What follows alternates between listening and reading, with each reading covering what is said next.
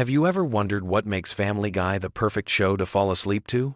Tonight, we're diving deep into the wonderfully weird world of Quahog to uncover some fascinating facts that might just help you understand why millions of people drift off to this animated chaos every single night. But first, let me ask you something.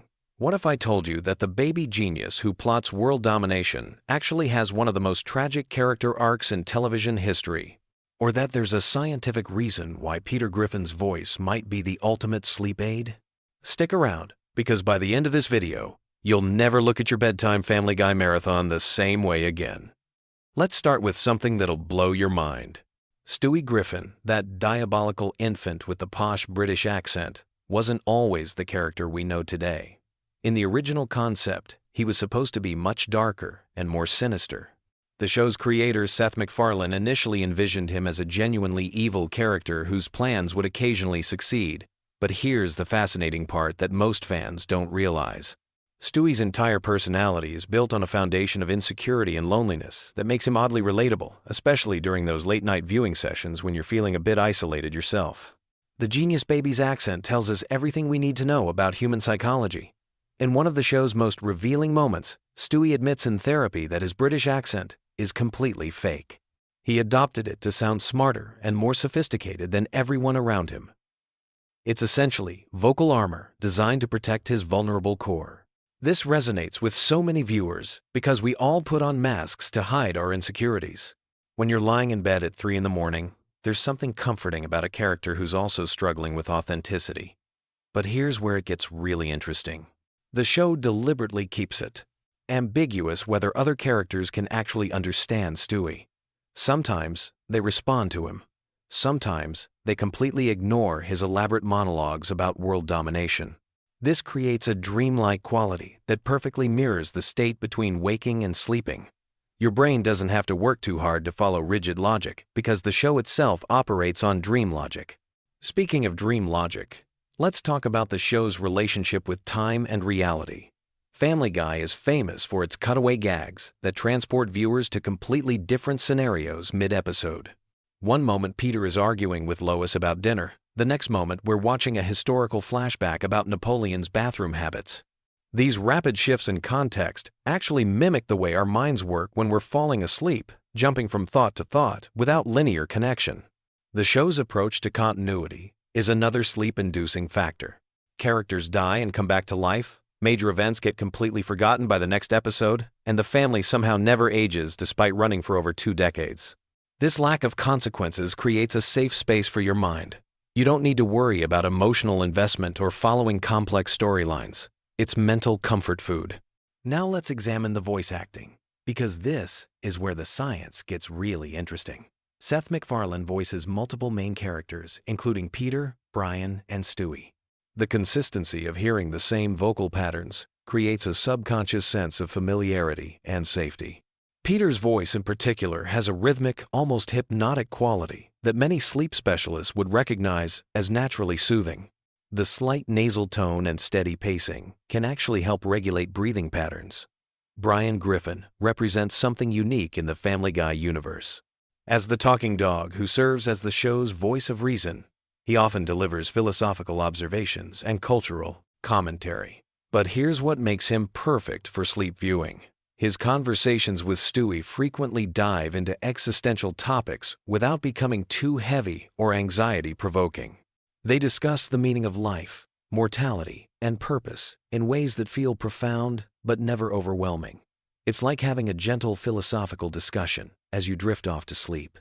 The show's approach to controversial topics is surprisingly sophisticated when you analyze it from a sleep psychology perspective. While Family Guy is known for pushing boundaries, it does so in such an over-the-top way that it becomes almost cartoonish rather than genuinely disturbing.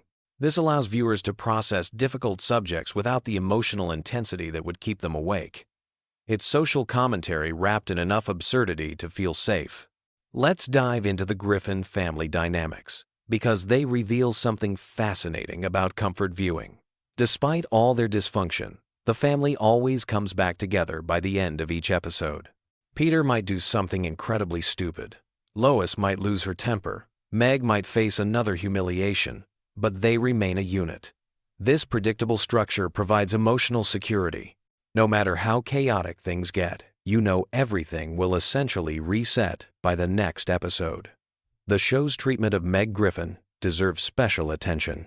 As the perpetually misunderstood teenager who faces constant rejection and ridicule, she represents the part of ourselves we're most insecure about. But the show's portrayal of her suffering is so exaggerated that it becomes therapeutic rather than depressing. It's like having your own adolescent anxieties reflected back to you in such an extreme way that they lose their power to hurt you. Chris Griffin, the dim-witted but kind-hearted son, provides another layer of comfort. His innocence and genuine sweetness create moments of unexpected warmth throughout the show. When everything else is cynical and sarcastic, Chris offers glimpses of pure, uncomplicated emotion. These moments work like pressure valves, releasing tension just when the cynicism might become overwhelming. The show's relationship with pop culture creates a unique viewing experience that's perfect for repeat watching. The references span decades, from obscure 70s television shows to current internet memes. This means different jokes land differently depending on your age, mood, and current knowledge base. You can watch the same episode multiple times and discover new layers, but the discovery process is gentle and rewarding rather than demanding. Family Guy's animation style contributes to its sleep-friendliness in subtle but important ways. The character designs are simple and rounded, avoiding sharp angles or jarring visual elements that might startle viewers. The color palette is warm and familiar, dominated by the cozy yellows and browns of the Griffin home. Even during action sequences or fantastical cutaways, the visual style remains consistent and non-threatening. The show's musical elements deserve recognition too. From Stewie and Brian's elaborate musical numbers to Peter's improvised songs, music is woven throughout the series in ways that create rhythm and flow. These musical interludes often serve as natural breaking points, giving your brain permission to zone out or drift away. The songs are catchy enough to be memorable, but rarely complex enough to demand active listening. One of the most brilliant aspects of Family Guy's sleep appeal is its relationship with repetition. The show has been running for so long that certain gags and character interactions have become ritualistic. Peter fighting the giant chicken, Stewie's elaborate revenge plots against Lois, Brian's pretentious literary aspirations. These recurring elements create a sense of familiarity that can be deeply comforting for regular viewers. The show's approach to violence is another key factor. While there's plenty of cartoon violence, it's always presented in such an unrealistic way that it never feels genuinely threatening. Characters get blown up, shot, crushed, and dismembered, only to appear completely fine in the next scene. This consequence-free violence allows viewers to experience excitement and tension without any lasting anxiety. Let's talk about the show's treatment of mortality, because this might be the most important element for sleep viewing.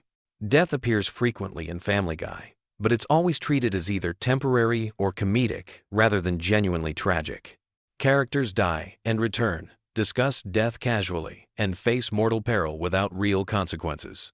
For viewers dealing with their own mortality anxieties, especially late at night, this approach can be surprisingly therapeutic. The writing style of Family Guy creates a unique rhythm that mirrors natural sleep patterns. Episodes often start with high-energy scenarios that gradually wind down through various subplots and cutaways. By the time you reach the resolution, the pacing has naturally slowed, making it easier to transition into actual sleep. It's like the show is designed to help you power down. Family Guy's relationship with nostalgia is complex and comforting. The show constantly references and parodies elements from decades past, creating a sense of collective cultural memory.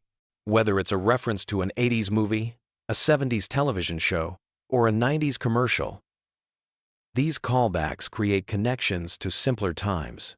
For many viewers, this nostalgic element provides emotional comfort that eases the transition to sleep. The show's approach to relationships and romance offers another layer of sleep-friendly content. Despite all the dysfunction and crude humor, there are genuine moments of love and connection between characters. Peter and Lois, despite their constant conflicts, clearly love each other. Stewie and Brian, despite their differences, have formed an everyday, unlikely but deep friendship. These relationship dynamics provide emotional warmth without demanding too much investment. Here's something most people don't realize about Family Guy's structure. The show operates on multiple levels of engagement.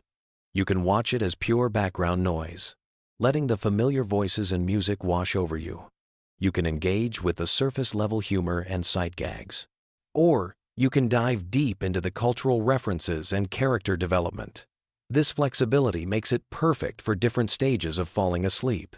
The show's treatment of everyday situations is particularly sleep-friendly.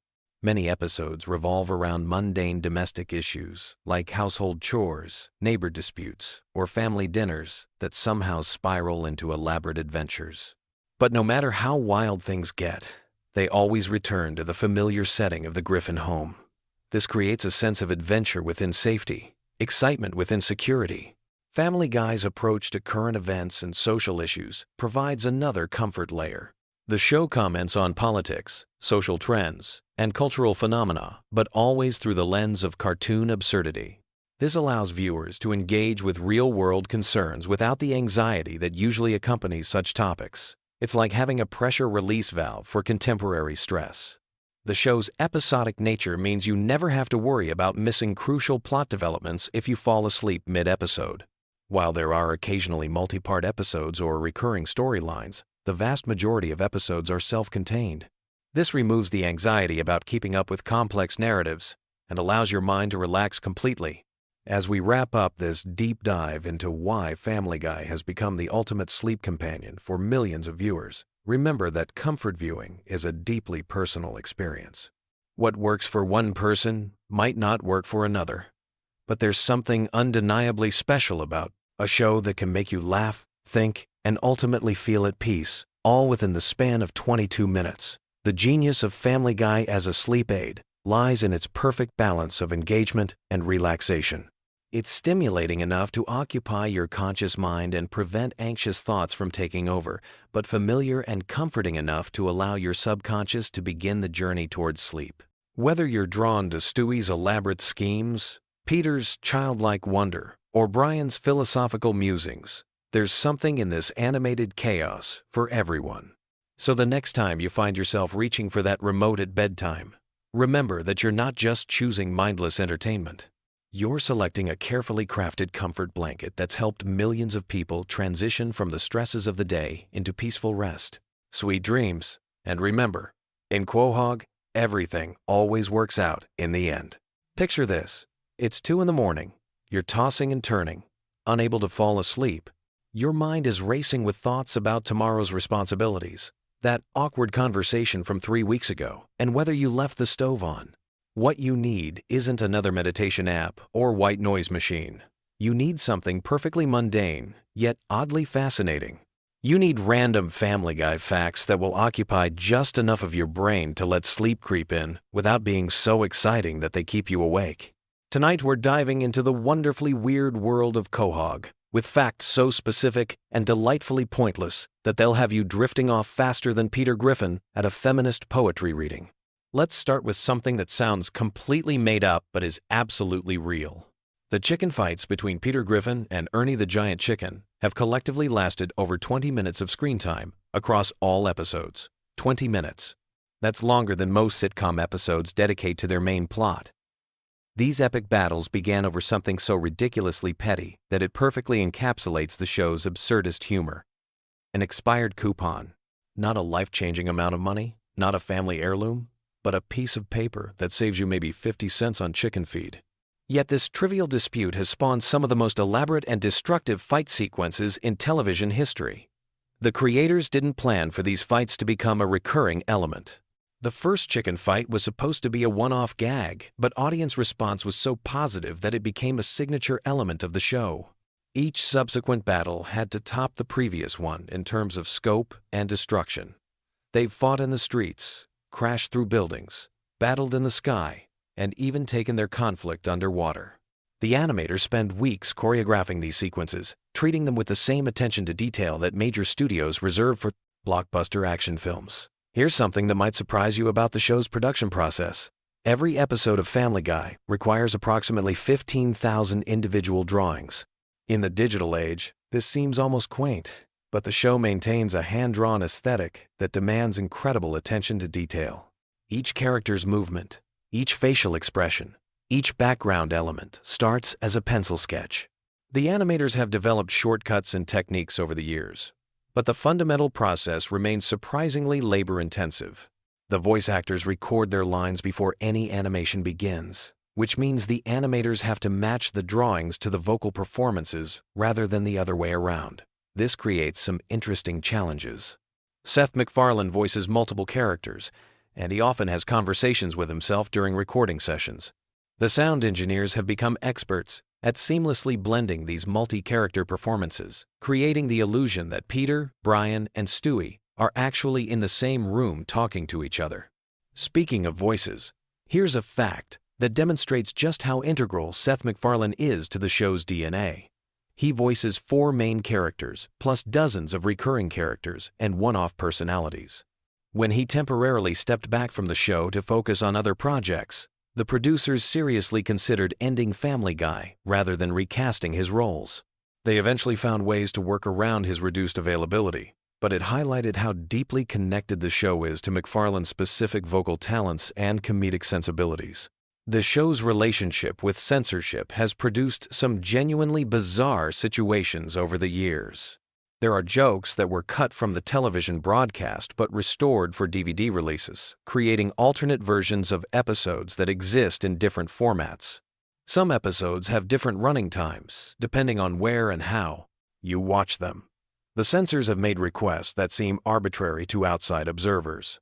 Violence is often acceptable, but certain types of language or visual gags get flagged for removal.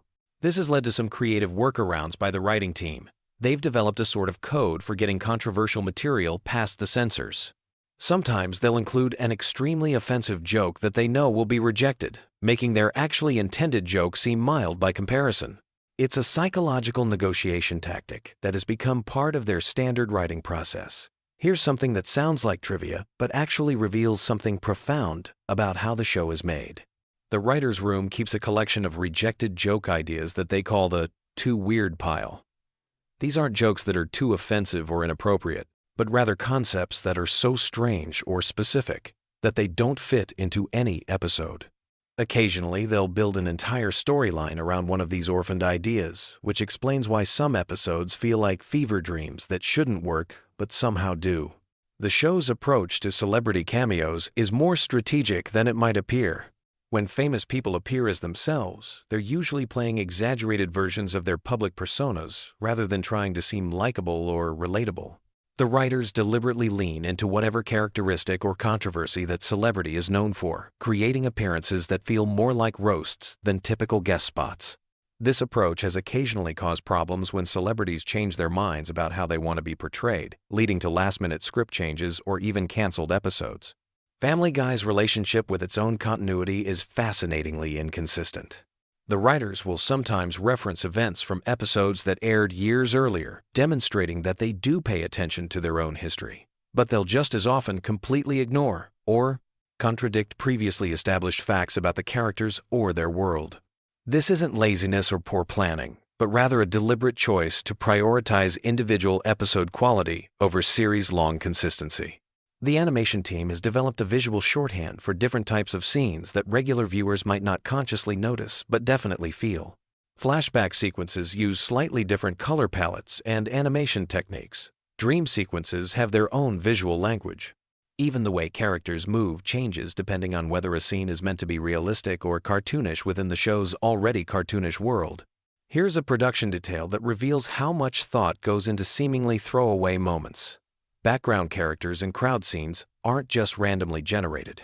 The animators create specific individuals with their own implied backstories, even though these characters might only appear for a few seconds. They've developed a whole population of Quahog residents who appear in multiple episodes, creating an illusion of a lived-in community, even though most viewers would never consciously recognize these recurring background players. The show's musical numbers require a completely different production pipeline from regular episodes. They start with Seth MacFarlane or other musically inclined staff members creating rough recordings of the songs. Then professional arrangers develop full orchestrations. The voice actors record their vocals to these arrangements. Only after all the music is complete do the animators begin creating visuals to match. This process can take months for a single musical sequence, which explains why these segments often feel more polished and elaborate than the surrounding episode. Family Guy's approach to holiday episodes reveals something interesting about how the writers view their own show. They treat holiday specials as opportunities to experiment with different formats or storytelling techniques. Rather than simply plugging their characters into traditional holiday scenarios, Christmas episodes might be musicals, Halloween episodes might be horror parodies, and so on. This keeps the show from falling into the predictable patterns that plague many long-running series. The show's merchandise presents some unique challenges because of how the characters are designed. Peter Griffin's proportions don't translate well to three-dimensional objects, leading to action figures and toys that look subtly wrong. The merchandising team has had to develop modified character designs specifically for products, creating versions of the characters that maintain their essential appearance while being more practically manufacturable. Here's something that demonstrates the show's attention to detail in unexpected areas. The writers have created complete backstories for characters who have never appeared on screen. They know the names and personalities of Brian's parents, even though this information has never been relevant to any episode. They've developed detailed histories for minor recurring characters that extend far beyond anything that's ever been shown. This background work helps maintain consistency in how these characters behave, even when they're only making brief appearances. The show's relationship with its own spin-offs created some interesting continuity challenges. When the Cleveland show was in production, storylines had to be coordinated between writing teams to ensure that Cleveland's appearances on Family Guy didn't contradict what was happening on his own show. This led to some awkward scheduling situations where episodes had to be rewritten or delayed to maintain consistency across both series. Family Guy's approach to celebrity deaths has evolved over the years in response to changing cultural sensitivities. Early episodes would sometimes include jokes about recently deceased public figures, but the writers now generally avoid this territory. Unless enough time has passed for such references to feel like historical commentary rather than current events humor. This self-imposed guideline has prevented some potentially awkward situations where episodes would have aired shortly after unexpected celebrity deaths. The show's animators have developed specialized techniques for different types of scenes that regular viewers probably don't notice but contribute to the overall viewing experience. Fight scenes use different frame rates and animation principles than dialogue scenes. Fantasy sequences might employ completely different artistic styles. The animators treat each type of scene as requiring its own approach, making Family Guy more visually diverse than many people realize. Here's a fact that illustrates how deeply the show has embedded itself in popular culture. The writers receive hundreds of suggestions from fans every week, ranging from episode ideas to character suggestions to complaints about plot inconsistencies. While they can't use fan-submitted ideas for legal reasons, these communications help them understand how their audience perceives the show and what elements are most popular or problematic. The show's approach to social media and internet culture has changed dramatically over its run. Early episodes barely acknowledged the existence of the internet, while recent seasons treat social media and online culture as fundamental aspects of modern life. The writers have had to learn new forms of humor and reference that didn't exist when the show began, essentially evolving their comedy style to match changing technology and communication patterns. Family Guy's international versions present fascinating translation challenges. Jokes that rely on American cultural references or wordplay often can't be directly translated, leading to completely different jokes in dubbed versions. Some countries have created culturally specific versions of certain episodes, replacing American references with local equivalents. This has resulted in versions of Family Guy that are almost entirely different shows while maintaining the same basic characters and plot lines. The show's writers maintain detailed style guides that specify how each character speaks, what types of references they would make, and how they would react in different situations. These guides help maintain consistency across different writers and ensure that characters don't drift too far from their established personalities. Brian's dialogue, for example, follows specific patterns that reflect his pretentious intellectual aspirations, while Chris's speech patterns reflect his slower mental processing speed. Here's something that reveals the show's commitment to its own absurdist logic. The writers have created internal rules for how the show's universe works that they follow even when these rules are never explicitly stated. They know how long it takes to travel between different locations in Quahog, which characters know each other, and what each character's financial situation is like. This background consistency helps ground even the most ridiculous storylines in something resembling reality. The show's merchandise licensing deals have created some genuinely strange products over the years. There have been Family Guy-themed everything from breakfast cereals to car accessories to wedding decorations. The licensing team has to consider whether each potential product fits with the show's brand, leading to some philosophical discussions about what Family Guy represents as a cultural entity beyond just a television program. Family Guy's approach to controversial topics has become more sophisticated over the years, moving from simple shock value toward more nuanced satirical commentary. The writers now spend considerable time researching topics before writing about them, ensuring that their jokes come from a place of understanding rather than ignorance. This doesn't mean they avoid controversial subjects, but rather that they approach them with more intentionality. The show's animators have developed a visual signature that makes Family Guy immediately recognizable, even in brief clips or promotional materials. This involves not just character design but also choices about color palettes, camera angles, and motion principles.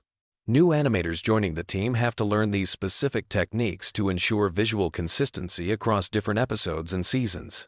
Here's a production detail that most viewers would never think about, but significantly impacts the viewing experience. The show's sound design team creates distinct audio signatures for different characters and locations. Peter's footsteps sound different from Brian's. The Griffin house has its own acoustic characteristics, and even the way doors close varies depending on the context. These subtle audio cues help create the illusion of a consistent physical world, even though everything is animated. As you drift off to sleep tonight, remember that somewhere in the world, animators are drawing the next batch of Family Guy episodes, voice actors are recording dialogue for situations that don't exist, and writers are debating whether jokes about topics you've never considered are funny enough to include in a television show. The machinery of entertainment continues turning even while you rest, creating the content that will occupy your mind during tomorrow night's journey toward sleep. Sweet dreams. And remember that in the grand scheme of things, we're all just characters in someone else's animated universe, trying to make sense of the absurd situations we find ourselves in. Hey there, night owls and Family Guy fanatics. If you're settling in for some sleep but your brain is still buzzing, you've clicked on the perfect video. Tonight we're diving deep into the wonderfully weird world of Quahog, with some absolutely wild Family Guy facts that'll either lull you to sleep or keep you awake, pondering the bizarre genius of Seth MacFarlane's creation. Picture this scenario. You're lying in bed, eyes getting heavy, but your mind keeps wandering. Maybe you're thinking about that awkward conversation you had at work, or wondering why you ate that entire bag of chips for dinner. Well, forget all that mundane stuff because we're about to embark on a journey through 20 years of Family Guy madness that's guaranteed to give your brain something much more entertaining to chew on. Let's start with something that might surprise you about the show's origins. When Seth MacFarlane first pitched Family Guy, he was just 24 years old and working at Hanna-Barbera. The network executives were so impressed with his 15-minute pilot that they ordered the series on the spot. But here's the kicker. MacFarlane had never actually run a television show before. He was essentially handed the keys to a multi-million-dollar production with zero experience as a showrunner. Talk about fake it till you make it. Speaking of MacFarlane, did you know he was supposed to be on one of the planes that hit the World Trade Center on September 11th?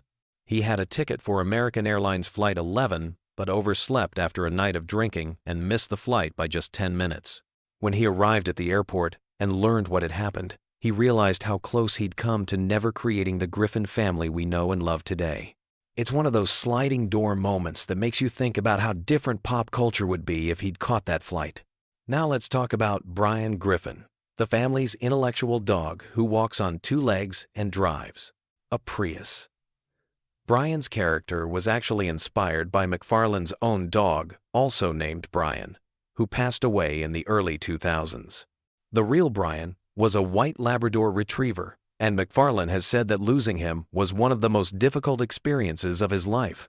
When the show temporarily killed off cartoon Brian in 2013, the fan backlash was so intense that MacFarlane received death threats. People were legitimately angry about a fictional dog's death, which says something about how attached viewers had become to these animated characters. The temporary death of Brian actually serves as a perfect example of how deeply fans connect with Family Guy's characters, even though they're supposed to be parodies and caricatures. When Brian was hit by a car and replaced by a new dog named Vinny, voiced by Tony Sirico from The Sopranos, social media exploded with outrage. There were online petitions, angry tweets, and even real-world protests. The writers had planned to bring Brian back all along. It was meant to be a multi-episode arc exploring how the family would cope with loss, but the reaction was so overwhelmingly negative that they cut the storyline short and resurrected Brian after just 2 episodes. Here's something that might blow your mind about the show's production process. Each episode of Family Guy takes approximately 10 months to create, from start to finish. That means when you're watching a new episode that just aired, the writers were working on the initial script almost a year ago.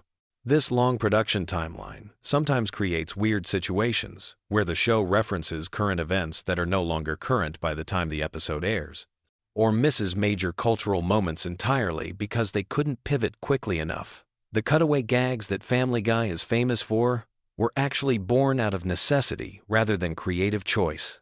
In the early seasons, episodes would often run short, and the writers needed quick ways to fill time.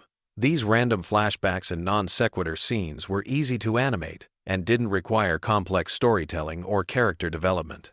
What started as a time-filling technique became the show's signature storytelling device, copied by countless other animated series. Let's dive into some character-specific weirdness. Stewie Griffin's distinctive football-shaped head wasn't originally intended to be football-shaped at all. McFarlane has said that Stewie's head design was meant to evoke a more oval, egg-like shape that would make him look unnatural and slightly alien. The football comparison only came up after the character was already established, and now it's impossible to unsee. Stewie's sexuality has been a topic of debate among fans for years, but McFarlane has given conflicting answers about whether the baby is gay, straight, or something else entirely. In some interviews, he suggested that Stewie is gay, while in others, he said the character is too young for sexual orientation to be relevant.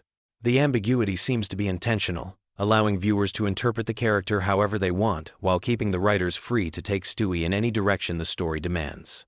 Peter Griffin's voice is actually just Seth MacFarlane doing an impression of a security guard he knew growing up in Connecticut. The guard worked at the animation studio where MacFarlane interned during college, and he would do this exaggerated New England accent that MacFarlane found hilarious. Years later, when he needed a voice for Peter, he remembered that security guard and based the entire character's speech pattern on him. The show's relationship with censorship has always been complicated and fascinating. While Family Guy pushes boundaries constantly, there are still certain words and topics that are completely off limits for broadcast television. The writers have developed an entire arsenal of creative workarounds, using sound effects, cutaways, and strategic editing to suggest things they can't show explicitly. Sometimes the censored version is actually funnier than what they originally wrote because the restrictions force them to be more creative. Cleveland Brown's spin-off series, The Cleveland Show, was actually planned before Family Guy was even renewed for its 4th season. MacFarlane and the writers knew they wanted to explore Cleveland's character more deeply, but they weren't sure Family Guy would survive long enough to make it happen. When the show came back from cancellation stronger than ever, they were able to move forward with Cleveland's solo series, though it only lasted 4 seasons before Cleveland returned to Quahog. The character of Meg Griffin has gone through more voice actress changes than any other main character on the show. Lacey Chabert voiced Meg for the 1st season and part of the 2nd, but left due to scheduling conflicts with her film career. Mila Kunis took over the role and has been playing Meg ever since, but many fans still don't realize there was ever a different voice actress. Interestingly, Kunis was only 15 when she started voicing Meg, making her younger than the character she was playing. Family Guy's cancellation and resurrection story is one of the most unusual in television history. The show was canceled after just 3 seasons due to low ratings, but DVD sales and syndication reruns on Adult Swim introduced it to a whole new audience. The ratings for the reruns were actually higher than the ratings for new episodes had been when the show first aired. This success convinced Fox to bring the show back, making Family Guy the first canceled series to be revived purely based on DVD sales and cable reruns. The show's animation style has evolved significantly over the years, though casual viewers might not notice the changes.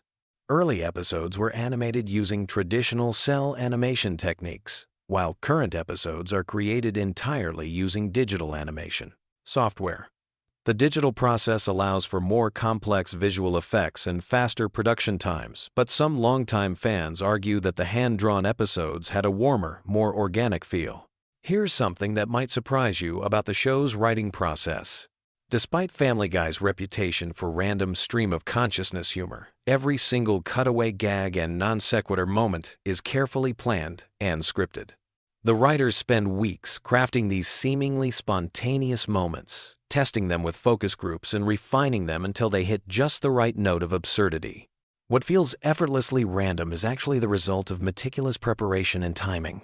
The character of Quagmire was originally going to be named Quahog, after the town where the Griffins live. But the writers realized that having a character and a location with the same name would be confusing for viewers, so they changed it to Quagmire at the last minute. The name Quagmire is actually a play on words, combining the idea of being stuck in a difficult situation with the character's, shall we say, adventurous romantic life. Death, the Grim Reaper character who occasionally appears on the show, was voiced by Norm Macdonald in his early appearances. Macdonald's deadpan delivery was perfect for the role, but scheduling conflicts meant he couldn't continue voicing the character regularly. Adam Carolla took over the role for several episodes before it eventually went to other voice actors. Death's inconsistent voice casting reflects one of the challenges of using celebrity guest stars for recurring characters. The show has featured some truly bizarre celebrity cameos over the years, but one of the strangest was Rush Limbaugh playing himself in an episode where Brian becomes conservative. Limbaugh recorded his lines during a commercial break of his radio show, and the writers had to work around his limited availability by keeping his dialogue minimal and straightforward. The episode aired during the height of Limbaugh's popularity, and his appearance generated significant media attention.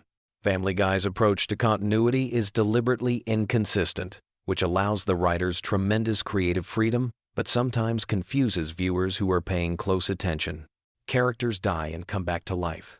Major events happen and are never mentioned again. And the timeline of the show makes absolutely no sense if you try to analyze it logically. This isn't accidental. The writers have explicitly said they prioritize individual episode quality over long-term story coherence. The show's merchandising success has been almost as impressive as its television ratings. Family Guy merchandise has generated hundreds of millions of dollars in revenue, with everything from t-shirts and coffee mugs to video games and board games. The talking plush toys of Stewie and Brian were particularly popular, though they had to be carefully programmed to avoid saying anything too inappropriate for younger children who might play with them. One of the most interesting aspects of Family Guy's production is how they handle controversial episodes. The writers have an informal rating system for how potentially offensive each episode might be, and they adjust the marketing and promotion accordingly. Episodes that push boundaries harder than usual often air with less advanced publicity, allowing them to reach audiences without generating pre-broadcast controversy that might lead to censorship. The show's relationship with Fox Network executives has been notoriously rocky over the years. MacFarlane has been vocal about his frustrations with network interference, and several episodes have included not-so-subtle jabs at Fox's programming decisions and corporate culture. Despite this tension, Family Guy remains one of Fox's most valuable properties, giving MacFarlane significant leverage in creative disputes. Here's a production detail that most viewers never think about, but affects every single episode. The timing of animated comedy is completely different from live-action comedy because animated characters can move and react in ways that real actors cannot. Jokes that would fall flat in live action can work perfectly in animation because the visual possibilities are unlimited. The writers and animators work closely together to ensure that the timing of visual gags matches the rhythm of the dialogue. The voice recording process for Family Guy is also unique in the animation world. Most animated shows record each actor separately, but Family Guy often brings the main cast together for group recording sessions. This allows for more natural interactions and improvisation, though it also makes the recording process more expensive and time-consuming. Seth MacFarlane voices multiple characters, so he sometimes has to have conversations with himself, switching between Peter, Brian, and Stewie within the same scene. As you're drifting off to sleep tonight, think about this final fact. Family Guy has now been on the air for over 2 decades, making it one of the longest-running animated series in television history. Kids who watched the first episode when it premiered in 1999 are now adults with children of their own. The show has outlasted multiple generations of network executives, survived cancellation, and adapted to completely different media landscapes, from broadcast television to streaming services. The Griffin family has become as familiar to many people as their own relatives, which is both impressive and slightly disturbing when you consider how dysfunctional that family actually is. But maybe that's the secret to Family Guy's enduring appeal. In a world where real families can be just as complicated and bizarre as the fictional ones we see on television, there's something comforting about knowing that no matter how weird your own family dynamics might be, at least you're not dealing with a talking baby who's constantly plotting world domination, and a dog who's writing the great American novel. Sweet dreams, and remember, life's a lot like Family Guy.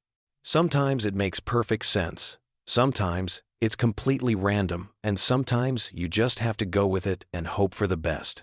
Whether you're a longtime fan or a newcomer to the show, these facts give you a glimpse into the creative chaos that makes Family Guy such a unique entry in television history. Sleep well. And maybe you'll dream about Quahog tonight. You know that feeling when you're trying to fall asleep but your brain just won't shut up?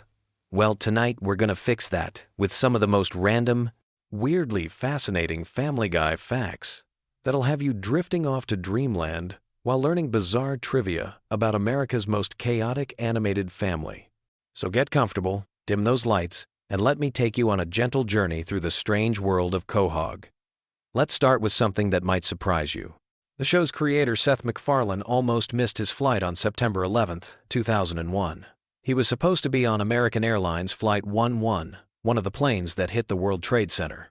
But he arrived at the airport just 10 minutes late and missed the boarding. Sometimes, being late really does save your life. This near-miss experience actually influenced some of the show's later episodes, though MacFarlane rarely talks about it publicly. Speaking of Seth MacFarlane, did you know he voices 4 of the main characters? Peter, Brian, Stewie, and Glenn Quagmire are all brought to life by the same person. That's pretty impressive when you think about how different each character sounds. MacFarlane developed Peter's voice by imitating a security guard he knew, while Brian's sophisticated tone was inspired by old Hollywood actors. Stewie's accent, meanwhile, was based on Rex Harrison's performance in My Fair Lady. Here's something that might help you sleep better knowing it exists. There's an entire episode that was banned from television for years. The episode, called Partial Terms of Endearment, dealt with some pretty controversial topics and wasn't aired on Fox until much later. It eventually found its way to DVD releases, but for the longest time, fans had no idea this episode even existed. Sometimes, the most interesting content is the stuff we never get to see. Family Guy has this weird relationship with cancellation that's almost like a bedtime story in itself. The show was canceled, not once, but twice.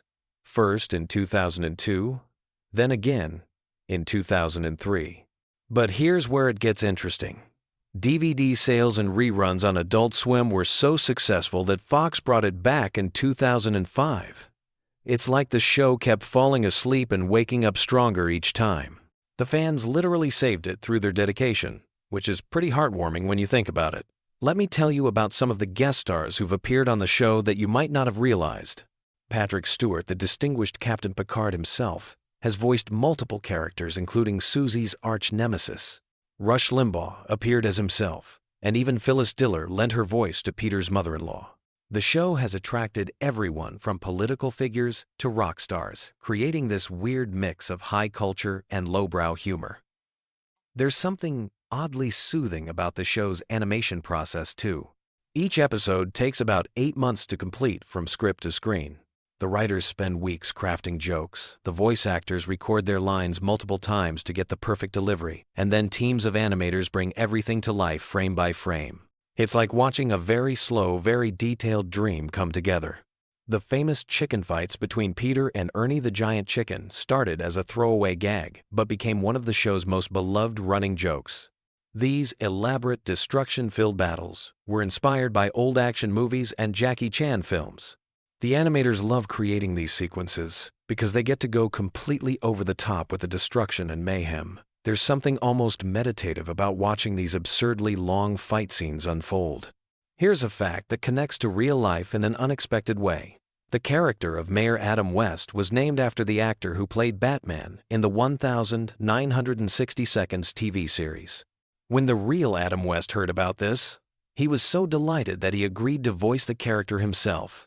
He continued playing the role until his death in 2017, bringing his own quirky charm to the already eccentric animated mayor of Quahog. The show's musical numbers are surprisingly complex productions. When they create songs like Surfin' Bird or any of their elaborate Broadway-style numbers, they work with professional musicians and composers. Seth MacFarlane, being a trained singer himself, often performs these songs live in recording sessions. The musical episodes require months of additional work, but they've become some of the most memorable moments in the series. Cleveland's spin-off show, The Cleveland Show, ran for 4 seasons and had its own unique animation style that was slightly more polished than the original Family Guy. When Cleveland returned to Family Guy, the animators had to readjust his character design to match the original show's style. It's like he went away, got a makeover, and had to tone it down when he came back home. The show's pop culture references are researched extensively by a team of writers who specialize in different decades and cultural phenomena.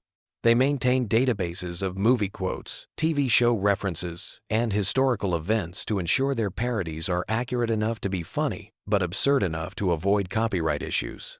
Sometimes they spend weeks perfecting a single throwaway reference that appears for just a few seconds.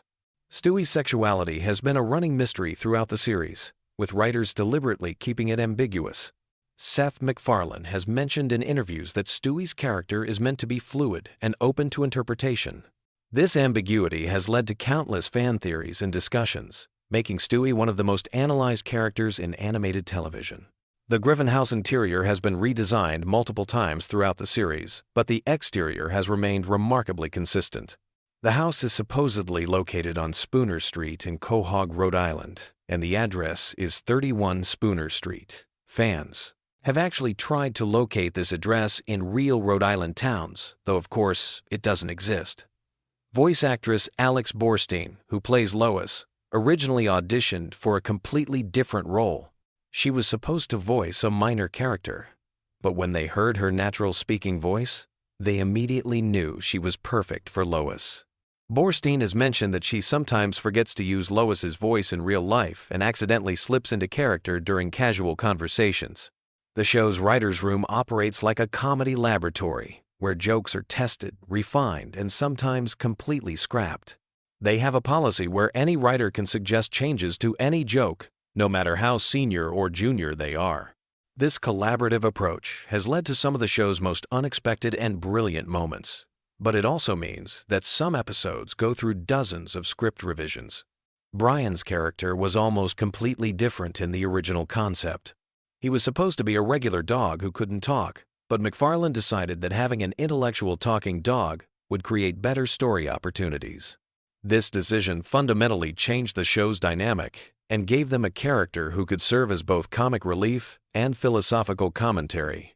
The infamous Conway Twitty segments, where the show would cut to footage of the real country singer performing entire songs, were actually created as time fillers when episodes ran short.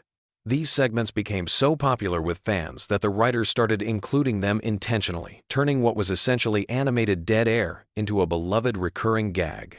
Quagmire's character was inspired by radio DJs from the 1950 Seconds and 1960 Seconds, who had that smooth, slightly sleazy on-air personality.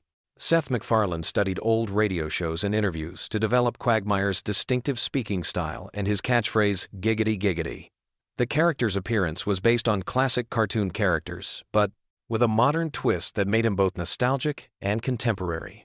The show's relationship with censorship is fascinating. The writers often create jokes specifically designed to test the boundaries of what they can get away with on television. They'll write multiple versions of controversial scenes, knowing that some will be cut but hoping that the milder versions will make it to air. It's like an ongoing negotiation with the censors through comedy. Family Guy was one of the first animated shows to embrace internet culture and memes before most people knew what memes were. The writers were early adopters of online humor and would incorporate internet jokes into episodes months before they became mainstream. This forward-thinking approach helped keep the show relevant to younger audiences who were spending more time online.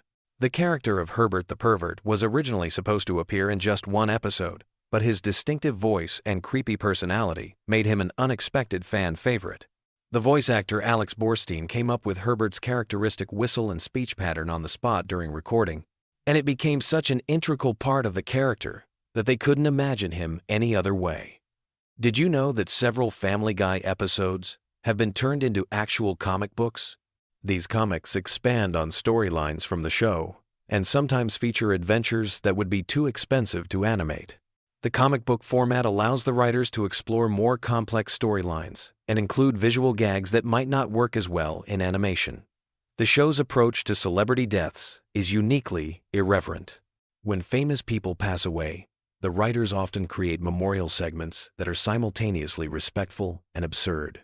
They've developed a reputation for handling these situations with a mix of genuine tribute and satirical commentary that somehow works better than it should. Joe Swanson's character was created specifically to address representation of disabled characters in animation, but the writers were careful not to make his disability the only thing that defines him. They wanted to show that wheelchair users could be action heroes, fathers, and complex characters with their own storylines and personality quirks that had nothing to do with their physical limitations. The show's animation studio has created detailed model sheets for background characters who appear for just a few seconds. They believe that consistency in character design, even for minor roles, helps create a more believable world. Some of these background characters have their own names and backstories that never make it into episodes but help the animators understand their roles in Quahog's community. Family Guy's impact on internet culture extends beyond just memes and references. The show pioneered the use of cutaway gags, which became a template for online content creators who needed to create short, punchy comedy segments. Many YouTube comedians cite Family Guy's editing style as an influence on their own work. The series has been translated into dozens of languages, and each version faces unique challenges in adapting American cultural references for international audiences. In some countries, entire storylines have been changed to make them more culturally relevant, while maintaining the show's essential humor and character dynamics. As you drift off to sleep tonight, remember that Family Guy represents something uniquely American about comedy: the ability to find humor in absolutely everything, from the mundane details of suburban life to the biggest questions about existence and meaning. The show's creators understood that laughter can be found anywhere if you're willing to look for it, and sometimes the most random, unexpected moments become the ones we remember most fondly. Sweet dreams, and may your own family adventures be slightly less chaotic than the Griffins. Ever find yourself tossing and turning at night, your brain buzzing with random thoughts? Well, tonight we're diving into something that'll either put you right to sleep or keep you awake with fascinating tidbits about one of television's most controversial animated families. Get comfortable, dim those lights, and let me share some incredibly random Family Guy facts that'll drift through your mind like counting sheep. Picture this. It's 1999, and television is about to change forever. A brand new animated show is about to premiere that would become one of the most talked about series in entertainment history. But here's something most people don't know. Family Guy almost never happened at all. The pilot episode was actually rejected multiple times before finally getting picked up. Seth MacFarlane had to fight tooth and nail just to get his vision on screen, and even then, the network executives weren't entirely convinced it would work. Speaking of Seth MacFarlane, here's a mind-blowing fact that might surprise you. He was originally supposed to be on one of the planes that hit the World Trade Center on September 11th, 2001. He had a ticket for American Airlines Flight 11, but he missed the flight because he was hungover from a party the night before and his travel agent had given him the wrong departure time. That hangover quite literally saved his life and allowed him to continue creating the show we know today. It's one of those sliding door moments that makes you think about how different television history could have been. Now, let's talk about something that'll really mess with your head. You know Brian Griffin, the intellectual talking dog? Well, his character was almost completely different. In the original concept, Brian was going to be much more dog-like, basically just a regular pet who occasionally made witty observations. But McFarlane decided to make him more human-like because he wanted a character who could serve as the voice of reason in the quappling, chaotic Griffin household. This decision fundamentally changed the entire dynamic of the show. Here's another random tidbit that might drift you off to dreamland. The famous chicken fights between Peter and Ernie the giant chicken weren't originally planned to become recurring segments. The first chicken fight was just supposed to be a one-off gag in Season 2. But the animators had so much fun creating the elaborate fight sequence that they decided to bring it back again and again. These fights became so popular that they're now considered one of the show's signature elements, even though they started as basically an inside joke among the production team. You know those cutaway gags that Family Guy is famous for? The ones that start with, "This is worse than that time when," or "Remember when?" Well, here's something fascinating about how they came to be. McFarlane got the idea from old variety shows and comedy sketches he watched as a kid. He wanted to create something that felt like channel surfing, where you'd suddenly jump to a completely different scene or time period without warning. The writing team actually keeps a massive database of potential cutaway gags, and they have hundreds of unused ideas just sitting there waiting for the right episode. Let me tell you about something that happened during the show's darkest period. When Family Guy was canceled in 2002 after just 3 seasons, something unprecedented occurred. The show's reruns on Adult Swim became so popular that they actually brought in higher ratings than most news shows on primetime television. This had never happened before in television history. A canceled show was literally outperforming current programming just through reruns. The DVD sales were breaking records too, which ultimately convinced Fox to bring the show back from the dead. This revival made Family Guy one of the first major television shows to be brought back purely because of fan demand and aftermarket success. It changed how networks think about canceled shows and basically created the template for how fan campaigns could save their favorite programs. Pretty remarkable when you think about how social media wasn't even a factor back then. This was all done through word of mouth, online forums, and DVD purchases. Here's a random fact about Stewie Griffin that might surprise you. His distinctive football-shaped head wasn't originally designed that way. The early character sketches showed him with a more traditionally round baby head. But McFarlane kept adjusting the proportions, making the head more and more elongated because he thought it made Stewie look more sinister and alien-like.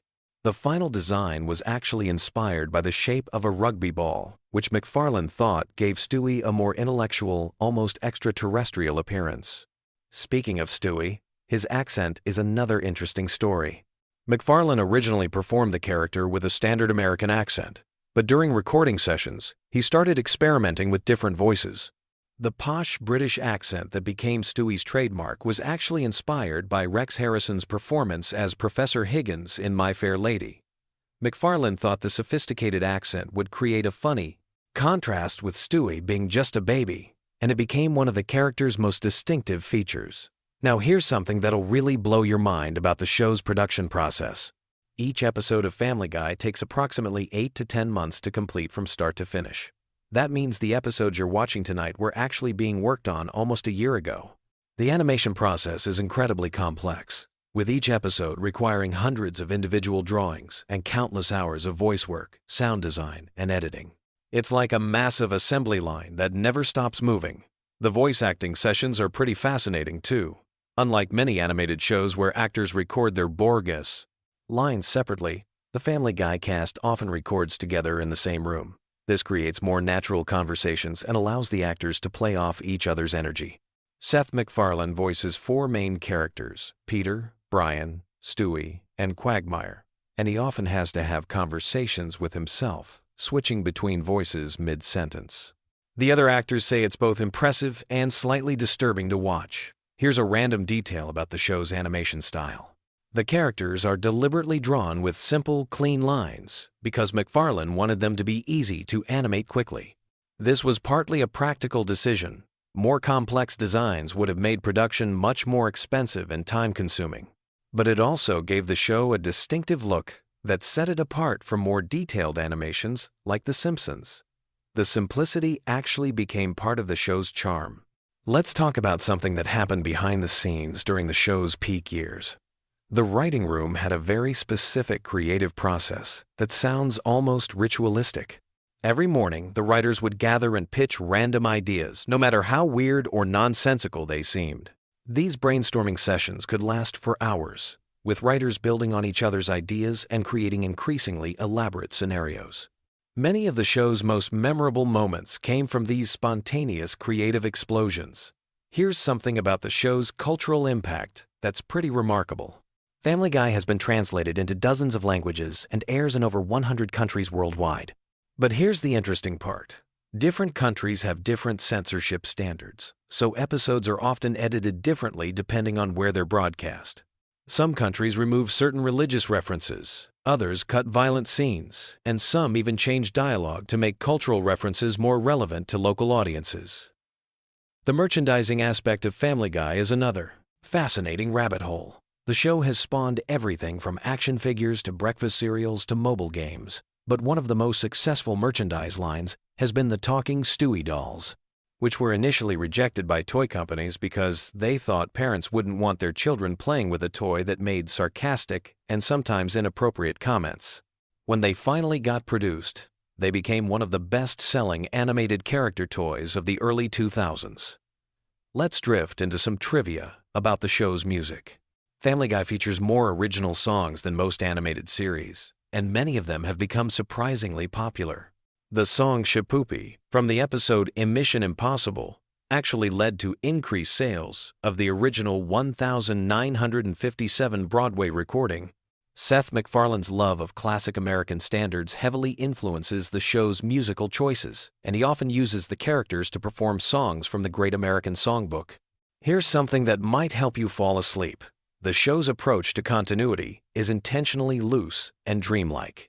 Unlike shows that maintain strict chronological order and character development, Family Guy treats each episode almost like a separate universe. Characters die and come back. Relationships reset, and events from previous episodes are often ignored completely. This was a deliberate creative choice to give writers maximum freedom to tell whatever story they wanted without being constrained by what happened before. The show's relationship with controversy has always been complex and evolving. What started as boundary-pushing humor that felt fresh and daring gradually shifted over the years, sometimes crossing lines that made even longtime fans uncomfortable. The writers have acknowledged this evolution, often using the show itself to comment on its own controversial moments. It's like the show became self-aware of its own reputation and started having conversations with its critics through the episodes themselves. As we drift toward the end of our random fact journey, here's something particularly interesting about Family Guy's place in animation history. The show arrived at a perfect moment when adult animation was just beginning to find its footing as a legitimate television genre. The Simpsons had proven that cartoons could be sophisticated and satirical, South Park had shown they could be provocative and current, and Family Guy carved out its own niche by being rapid-fire and referential in ways that felt uniquely modern. The show's influence on internet culture cannot be overstated. Long before social media memes became a cultural phenomenon, Family Guy was creating bite-sized moments of humor that people would quote and reference online. The cutaway gags, in particular, felt perfectly suited to the short attention spans and random humor that would later dominate platforms like YouTube and TikTok. In many ways, Family Guy predicted the kind of humor that would thrive in the digital age. So, as you settle into sleep tonight, remember that Family Guy represents something larger than just an animated sitcom. It's a cultural artifact that captured a specific moment in entertainment history. When television was becoming more experimental, audiences were hungry for edgier content, and creators were learning to navigate the balance between pushing boundaries and maintaining mass appeal. The show's journey from cancellation to revival to cultural phenomenon mirrors the changing landscape of television itself. Sweet dreams, and may your sleep be filled with random cutaway gags and the gentle sound of Peter Griffin's distinctive laugh echoing through your subconscious. These random facts about Family Guy have hopefully given your mind something to wander through as you drift off, proving that even animated chaos can become oddly soothing when filtered through the lens of curiosity and nostalgia. Picture this. You're lying in bed, scrolling through your phone at 2 a.m, and suddenly you're wondering about the most random Family Guy trivia that exists. Well, you've come to the right place, because tonight we're diving deep into the weirdest, most fascinating, and downright bizarre facts about everyone's favorite dysfunctional animated family, from secret voice actor connections to hidden Easter eggs that took fans decades to discover. These facts will blow your mind and give you plenty to think about as you drift off to sleep. Let's start with something that'll make you question everything you thought you knew about Peter Griffin's voice. Did you know that Seth MacFarlane actually based Peter's distinctive voice on a security guard he met while working at Hanna-Barbera? The guard had this thick New England accent that MacFarlane found absolutely hilarious, so he started imitating it during production meetings. What's even crazier is that this security guard had no idea he was the inspiration for one of television's most iconic cartoon characters, until years later when a coworker pointed it out to him. Imagine finding out that your voice became the foundation for a character watched by millions of people worldwide. Speaking of voices, here's something that might surprise you about Meg Griffin. Originally, Lacey Shaybird voiced Meg during the first season and part of the second season. But when she left to pursue other projects, Mila Kunis stepped in without anyone really noticing. The transition was so seamless that many longtime fans still don't realize there was ever a voice change. What makes this even more interesting is that Mila Kunis was initially hesitant to take the role because she felt bad about replacing another actress. Little did she know, she'd be voicing Meg for over 2 decades. Now let's talk about Stewie Griffin's accent, because there's a fascinating story behind that sophisticated British tone. Seth MacFarlane has revealed that Stewie's voice is actually inspired by Rex Harrison, the actor who played Professor Henry Higgins in the musical My Fair Lady. But here's the twist that most people don't know. MacFarlane originally wanted Stewie to gradually lose his accent as he got older, showing his American upbringing taking over. However, fans loved the accent so much that the creators decided to keep it permanently. This means Stewie's voice was supposed to be a temporary character trait that ended up becoming his most defining feature. Brian Griffin's character has one of the most unusual origin stories in animated television. Originally, Brian was going to be just a regular dog who couldn't talk. Seth MacFarlane only gave him the ability to speak because he needed a character who could serve as the voice of reason in the Griffin household. But here's what's really wild. Brian's personality is largely based on MacFarlane's own political views and personal struggles with alcoholism. In many ways, Brian serves as MacFarlane's animated alter ego, which explains why the character often breaks the fourth wall and seems more aware of the show's absurdity than other characters. The Griffin family's house has appeared in other Seth MacFarlane shows, but not in the way you might expect. The layout and design of the Griffin home was actually recycled and modified for use in American Dad as the Smith family residence. If you look closely at both houses, you'll notice they share remarkably similar floor plans, just with different decorations and color schemes. This was done to save time and money during production, but it created an unintentional connection between the two shows that eagle-eyed fans discovered years later. Cleveland Brown's spin-off show, The Cleveland Show, was originally supposed to be much darker in tone. The initial concept had Cleveland dealing with serious issues like racism, economic struggles, and family dysfunction in a more realistic way. However, Fox executives pushed for a lighter approach that would better match Family Guy's comedic style. This decision ultimately led to the show's cancellation after 4 seasons, as it never quite found its own identity separate from its parent series. Here's a fact that'll make you appreciate the show's attention to detail. Every single background character in Quahog has a name and backstory, even if they only appear for a few seconds. The writers maintain detailed files on hundreds of minor characters, including their occupations, family relationships, and personality traits. This level of world building is incredibly rare in animated comedies and helps explain why Quahog feels like a real town despite all its absurdities. The famous chicken fight scenes between Peter and Ernie the Giant Chicken weren't originally planned to become a recurring gag. The first fight scene was supposed to be a one-time joke, but the animation team had so much fun creating it that they kept extending the sequence. What was originally planned as a 30-second bit became a multi-minute epic battle that destroyed half of downtown Quahog. The positive fan reaction convinced the writers to bring back the chicken fights as a regular feature. Lois Griffin's piano playing isn't just for show. Alex Borstein, who voices Lois, is actually an accomplished pianist in real life. During recording sessions, she often plays the piano parts herself rather than having them added in post-production. This gives Lois's musical performances a more authentic feel and allows Borstein to better connect with the character during emotional scenes involving music. The show's timeline is intentionally confusing, and there's a specific reason for this creative choice. Seth MacFarlane wanted Family Guy to exist in a floating timeline where characters never age and current events can be referenced without dating the show. This means that episodes from 1999 and episodes from 2023 can both reference contemporary events as if they're happening simultaneously. It's a narrative technique borrowed from comic books, where characters like Batman have been fighting crime for decades without aging. Meg's unpopularity among her family and peers was originally supposed to be temporary. The writers planned to give her a character development arc where she eventually found her confidence and earned respect from others. However, the jokes about Meg being ignored and mistreated became so popular with audiences that the writers decided to make it a permanent aspect of her character. This decision has created one of the most consistent running gags in the show's history. The Family Guy writing room operates under a unique rule. Any writer can pitch a cutaway gag at any time, regardless of what's being discussed. This policy has led to some of the show's most memorable non-sequitur moments, including random historical events, celebrity parodies, and completely absurd scenarios.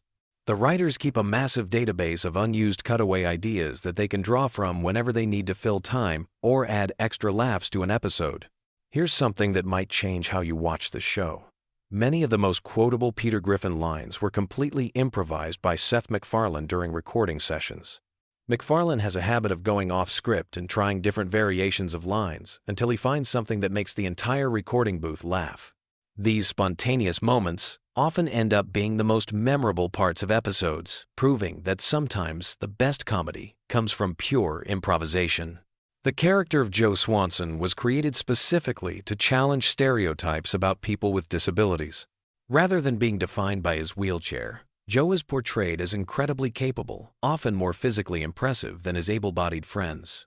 His character was inspired by real police officers and military veterans who continued serving their communities despite physical challenges. Writers worked closely with disability advocacy groups to ensure Joe's portrayal remains respectful and empowering. Family Guy holds a unique record in television history. It's the only show to be canceled twice by the same network and brought back both times due to fan demand. The first cancellation happened after the second season due to low ratings. But DVD sales and reruns on Adult Swim generated such a passionate fan base that Fox decided to revive it. When it was canceled again after the third season, the fan campaign was even stronger, leading to its permanent return and eventual status as one of Fox's longest-running shows. The show's animation style deliberately mimics classic cartoons from the 1960 seconds and 1970 seconds. Seth MacFarlane grew up watching shows like The Flintstones and The Jetsons, and he wanted Family Guy to have that same timeless cartoon aesthetic. This choice means that episodes from the early 2000s don't look dated compared to more recent episodes, helping the show maintain visual consistency across more than 2 decades of production. Stewie's sexual orientation has been a subject of fan speculation for years, and Seth MacFarlane has given conflicting answers about it intentionally. MacFarlane has stated that Stewie's sexuality is meant to be ambiguous and fluid, reflecting the complexity of human identity. This decision allows the character to work in various comedic contexts, without being confined to specific stereotypes or expectations. The Griffin family dog Brian was almost replaced permanently in 2013, but the decision was reversed after just 2 episodes due to overwhelming fan backlash. The writers killed off Brian and introduced a new dog named Vinny, planning to make this change permanent. However, the negative fan reaction was so intense that they quickly brought Brian back to life and wrote Vinny out of the show. This incident demonstrated just how attached audiences had become to the original characters. Here's a production secret that few fans know. Many of Family Guy's most elaborate action sequences are animated by the same team that works on major Hollywood animated films. When the show needs complex chase scenes, fight sequences, or musical numbers, they often hire freelance animators who normally work on Disney or Pixar movies. This explains why certain Family Guy sequences have surprisingly high production values compared to typical television animation. The town of Quahog is loosely based on several real New England locations, but it's primarily inspired by Cranston, Rhode Island, where Seth MacFarlane spent time during his childhood. Many of Quahog's landmarks and businesses are based on real places that MacFarlane remembered from his youth. The Drunken Clam Bar, for example, is inspired by a combination of several actual bars in the Providence area. Cleveland's voice actor Mike Henry made the unusual decision to step down from voicing the character in 2020, stating that a black character should be voiced by a black actor. This decision led to extensive recasting and rewriting to maintain character continuity while respecting the importance of authentic representation in voice acting. The transition process involved careful collaboration between Henry, the new voice actor, and the writing team to preserve Cleveland's established personality. Family Guy episodes often contain hidden references to other Seth MacFarlane projects, including American Dad and The Orville. These Easter eggs are scattered throughout episodes in the form of background details, character names, and brief visual gags. Finding all these connections has become a hobby for dedicated fans who maintain detailed databases of cross-references between MacFarlane's various shows. The show's musical numbers are often more complex than they appear on screen. Many of the songs featured in Family Guy episodes are full-length compositions that get edited down for television. Complete versions of these songs exist and are sometimes released as bonus content or special features. The writers and composers put significant effort into creating these musical sequences, often treating them as mini-musicals within the larger episode structure. Quagmire's famous giggity catchphrase was originally supposed to be used only once as a throwaway joke. Seth MacFarlane was experimenting with different ways to express the character's perverted excitement when he stumbled upon the giggity sound. The phrase became so associated with Quagmire that it's now impossible to imagine the character without it, showing how sometimes the most memorable elements of fictional characters emerge completely by accident. The Family Guy universe contains numerous characters who have appeared across multiple episodes spanning decades, creating one of the most extensive animated fictional communities on television. Background characters like the greased-up deaf guy, the evil monkey, and various Quahog residents have their own continuing storylines and character development arcs that careful viewers can track across seasons. These random facts barely scratch the surface of Family Guy's incredibly detailed fictional world. From voice acting secrets to animation techniques, from character development decisions to production challenges, every aspect of this show has fascinating stories behind it. As you drift off to sleep tonight, you can rest easy knowing that somewhere in Quahog, the Griffin family is probably getting into another ridiculous adventure that will entertain audiences for years to come.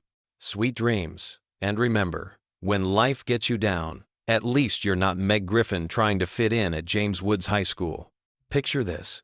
You're lying in bed, scrolling through your phone at 2 a.m., when suddenly you realize something terrifying.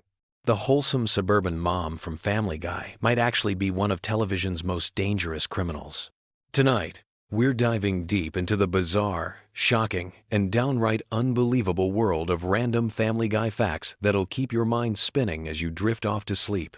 Before we jump into this wild ride, let me set the stage. Family Guy has been blessing us with its chaotic humor since 1999.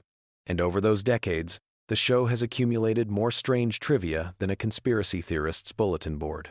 These aren't your typical behind-the-scenes stories about voice actors or animation techniques.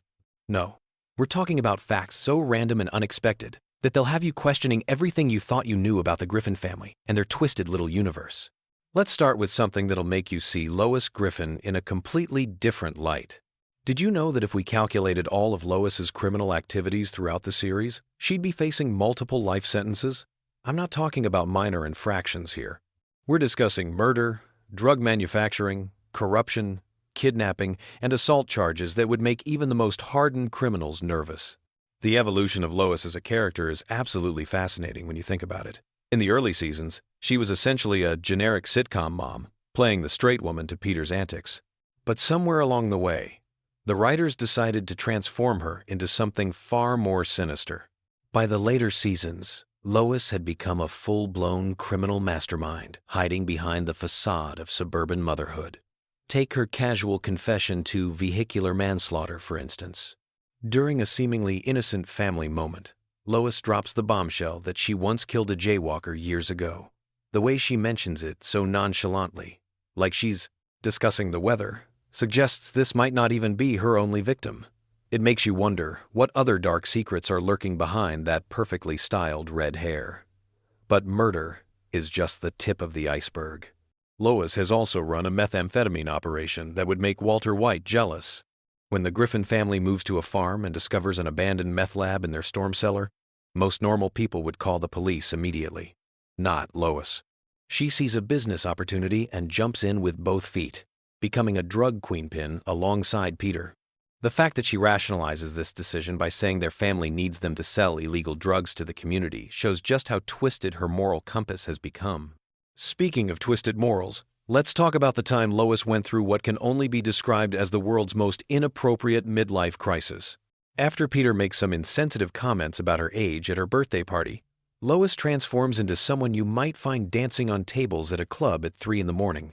This leads to her attempting to seduce a teenage pop star, which crosses so many legal and ethical boundaries that it's hard to know where to begin. The shoplifting incident is another perfect example of how quickly Lois can spiral out of control. What starts as stealing a single ham from the grocery store escalates into a full-blown crime spree involving fine art and car parts. Her kleptomania becomes so severe that she eventually gets arrested, breaks out of jail, and turns her entire family into fugitives. All because she couldn't resist the thrill of taking something that didn't belong to her. But perhaps the most disturbing aspect of Lois's criminal behavior is how she treats her own children when things go wrong. When Stewie suffers a serious head injury, instead of rushing him to the hospital like any normal parent would, Lois chooses to cover it up. She and Peter create an elaborate scheme involving makeup and staged accidents to hide their negligence. The fact that she prioritizes avoiding responsibility over her child's well-being reveals a level of selfishness that's genuinely chilling. Now, let's shift gears and talk about some of the more bizarre production facts that most fans don't know. The show's creator, Seth MacFarlane, originally pitched Family Guy as a much darker, more satirical series. Many of the early concepts were considered too controversial, even for late-night television. Some of these rejected ideas eventually found their way into later episodes, but in modified form. The voice acting process for Family Guy is more complex than most people realize. Seth MacFarlane voices multiple main characters, often having full conversations with himself during recording sessions. The technical challenge of maintaining distinct personalities and vocal patterns for each character while switching back and forth rapidly is something that few voice actors could handle. MacFarlane has mentioned in interviews that he sometimes loses track of which character he's supposed to be voicing mid-sentence. The show's animation style, while appearing simple on the surface, actually requires an enormous amount of detail work. Each episode contains hundreds of subtle visual gags and background jokes that most viewers miss entirely. The animators deliberately hide references to other shows, movies, and pop culture phenomena in almost every frame. Some of these hidden jokes are so obscure that they're only discovered by fans years after the episodes originally aired. One of the most interesting aspects of Family Guy's production is how the writers handle the show's timeline. The characters never age, despite the show running for over 2 decades. This creates some fascinating continuity challenges. For example, pop culture references that were current when early episodes were written now seem dated, but the characters still react to them as if they're happening in real time. The writers have to constantly balance staying relevant with maintaining the show's internal consistency. The censorship battles that Family Guy has fought over the years could fill their own documentary series. Network executives have rejected countless jokes, storylines, and visual gags for being too offensive or controversial. What's fascinating is that some of the content that was deemed unacceptable 15 years ago would probably pass without comment today, while other material that aired without issue then would never make it to broadcast now. The shifting standards of what's considered appropriate for television have forced the writers to constantly adapt their approach. Let's talk about the show's international reception, which varies wildly from country to country. In some nations, entire episodes have been banned for content that American audiences barely notice. Certain characters have been completely removed from international versions, while other episodes have been so heavily edited that they're barely recognizable. The challenge of creating content that works across different cultural contexts while maintaining the show's irreverent spirit has led to some creative solutions and some spectacular failures. The merchandise empire surrounding Family Guy is absolutely massive, but some of the products that have been created are genuinely bizarre. There have been Family Guy energy drinks, pet accessories, and even home security systems. The strangest might be the Family Guy branded medical supplies, which seems like an odd choice given the show's generally unhealthy lifestyle choices and medical mishaps.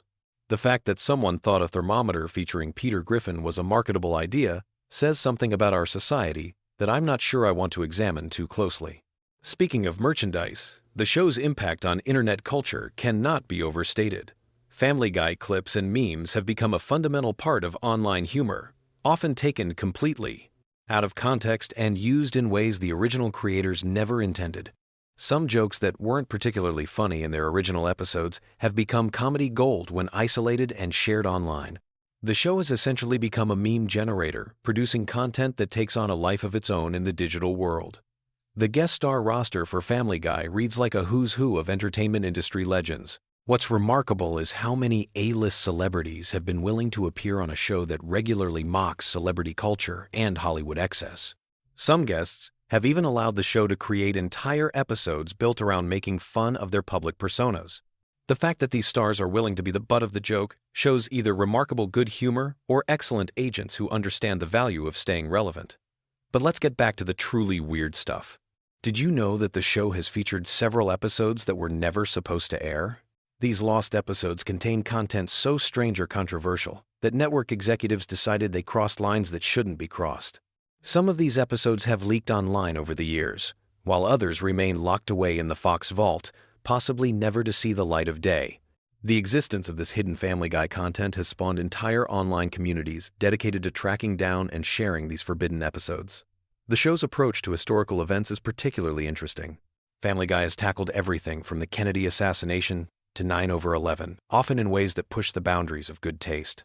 What's fascinating is how the show uses humor to comment on serious subjects, while simultaneously acknowledging that some things probably shouldn't be joked about.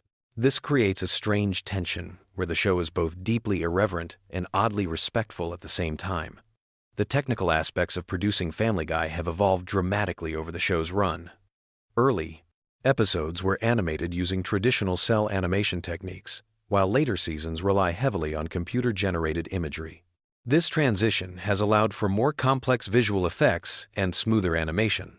But it's also changed the fundamental look and feel of the show in subtle ways that longtime fans notice immediately. One of the most bizarre aspects of Family Guy lore involves the show's relationship with its own cancellation. The series was actually canceled twice by Fox, only to be brought back due to popular demand and strong DVD sales. This cancellation and resurrection cycle has become part of the show's mythology, with episodes regularly making jokes about their own temporary death. Few television series have turned their own mortality into a running gag quite so effectively. The scientific accuracy, or complete lack thereof, in Family Guy episodes could provide material for an entire physics course on what not to do. The show regularly features characters surviving impacts that would kill normal humans, objects behaving in ways that violate basic laws of physics, and medical situations that would be impossible in reality. While this is obviously intentional comedy, the sheer volume of scientific impossibilities in each episode is actually quite impressive from a creative standpoint. As you're drifting off to sleep tonight, consider this final thought. Family Guy has been on the air for so long that there are now adults who have never lived in a world without the Griffin family. For an entire generation, the bizarre logic of Family Guy humor has been a constant background presence in their lives. The show has shaped comedy sensibilities, influenced internet culture, and created a shared cultural language that spans multiple generations. The random facts we've explored tonight barely scratch the surface of the Family Guy universe. Behind every episode lies a web of creative decisions, production challenges, and cultural commentary that reveals far more depth than the show's crude humor might suggest. Whether you love it or hate it, Family Guy has undeniably left an indelible mark on television history and popular culture. So as you close your eyes and let sleep take over, remember that somewhere in the world, animators are working on the next batch of Family Guy episodes, creating new random facts that will someday keep future generations awake at night, wondering how on earth such a bizarre and wonderful show ever came to exist. Sweet dreams, and may your subconscious be filled with the chaotic energy of the Griffin family and their endlessly entertaining dysfunction. Picture this.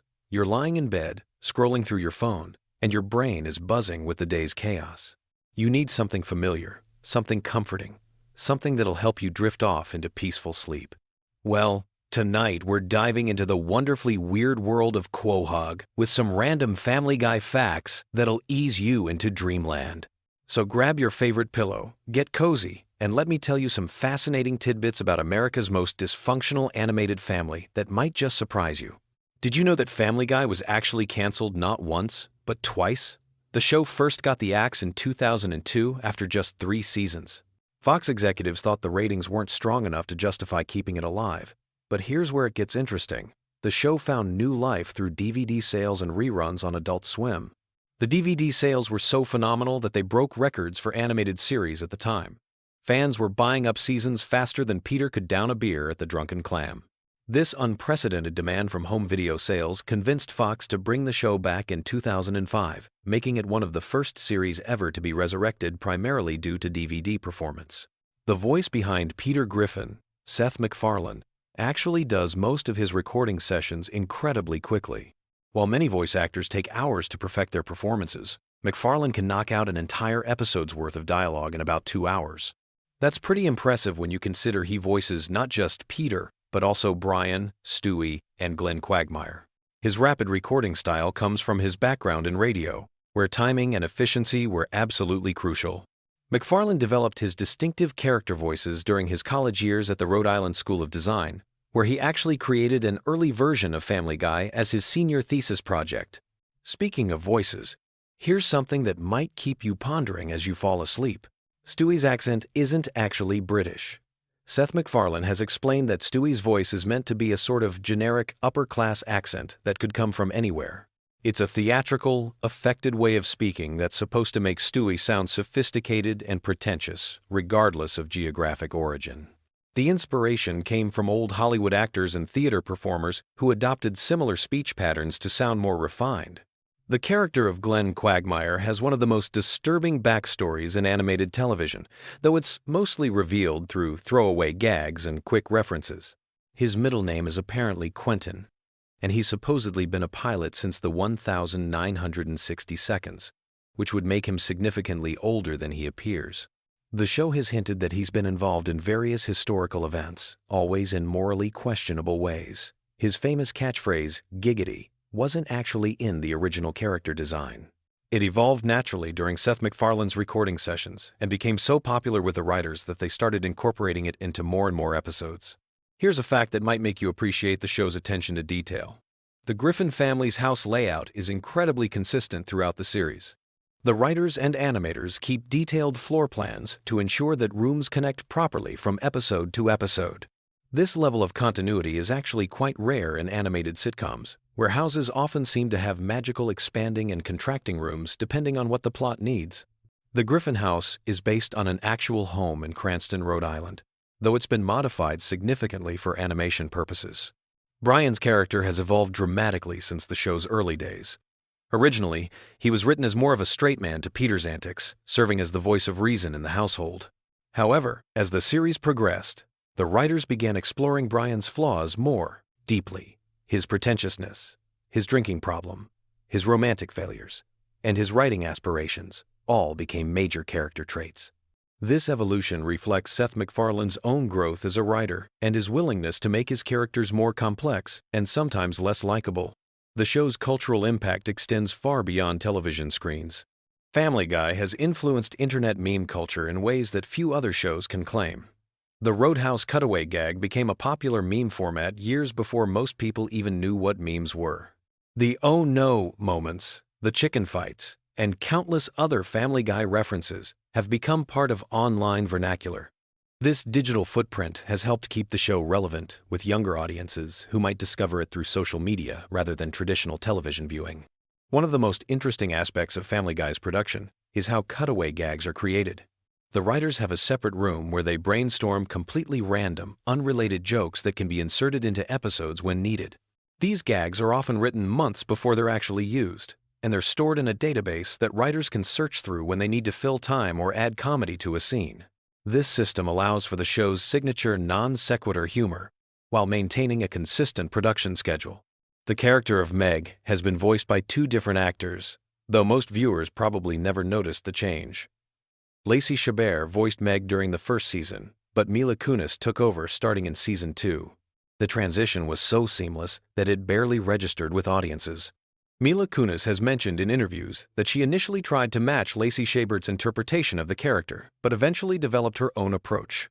Interestingly, Kunis was also voicing Jackie Burkhardt on That 70 Seconds show at the same time, showcasing her range as a voice actor. Family Guy's relationship with censorship has been fascinating to observe over the years.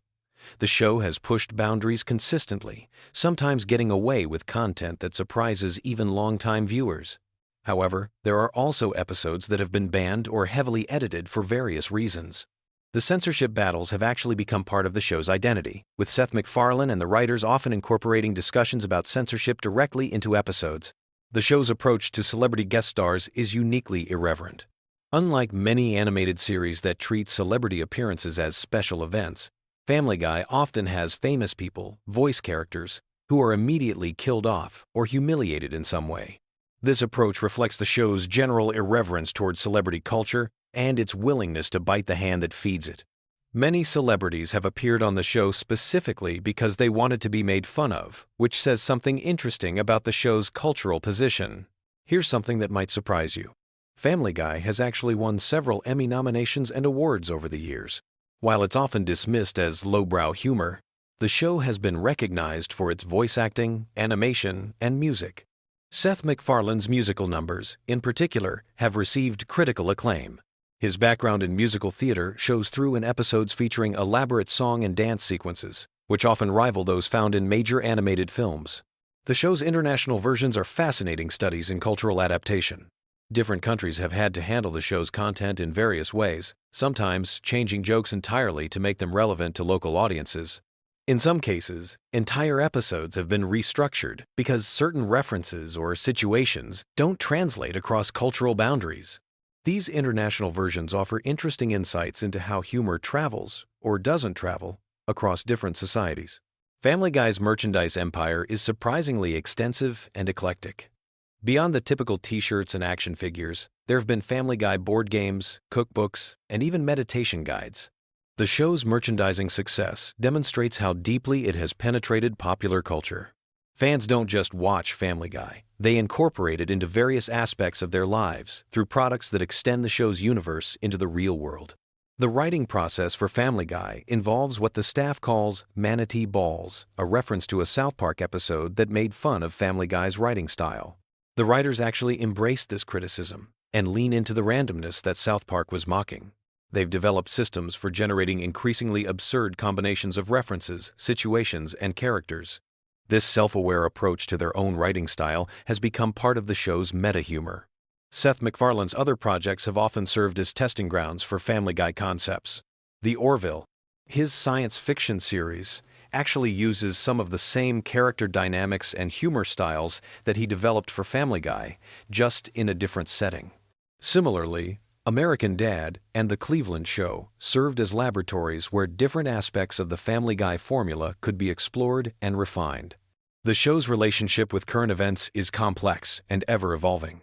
Family Guy often references things that happened months before episodes air due to production schedules, but the writers have developed techniques for keeping the show feeling current. They've also mastered the art of making jokes that feel timeless, even when they're about very specific cultural moments.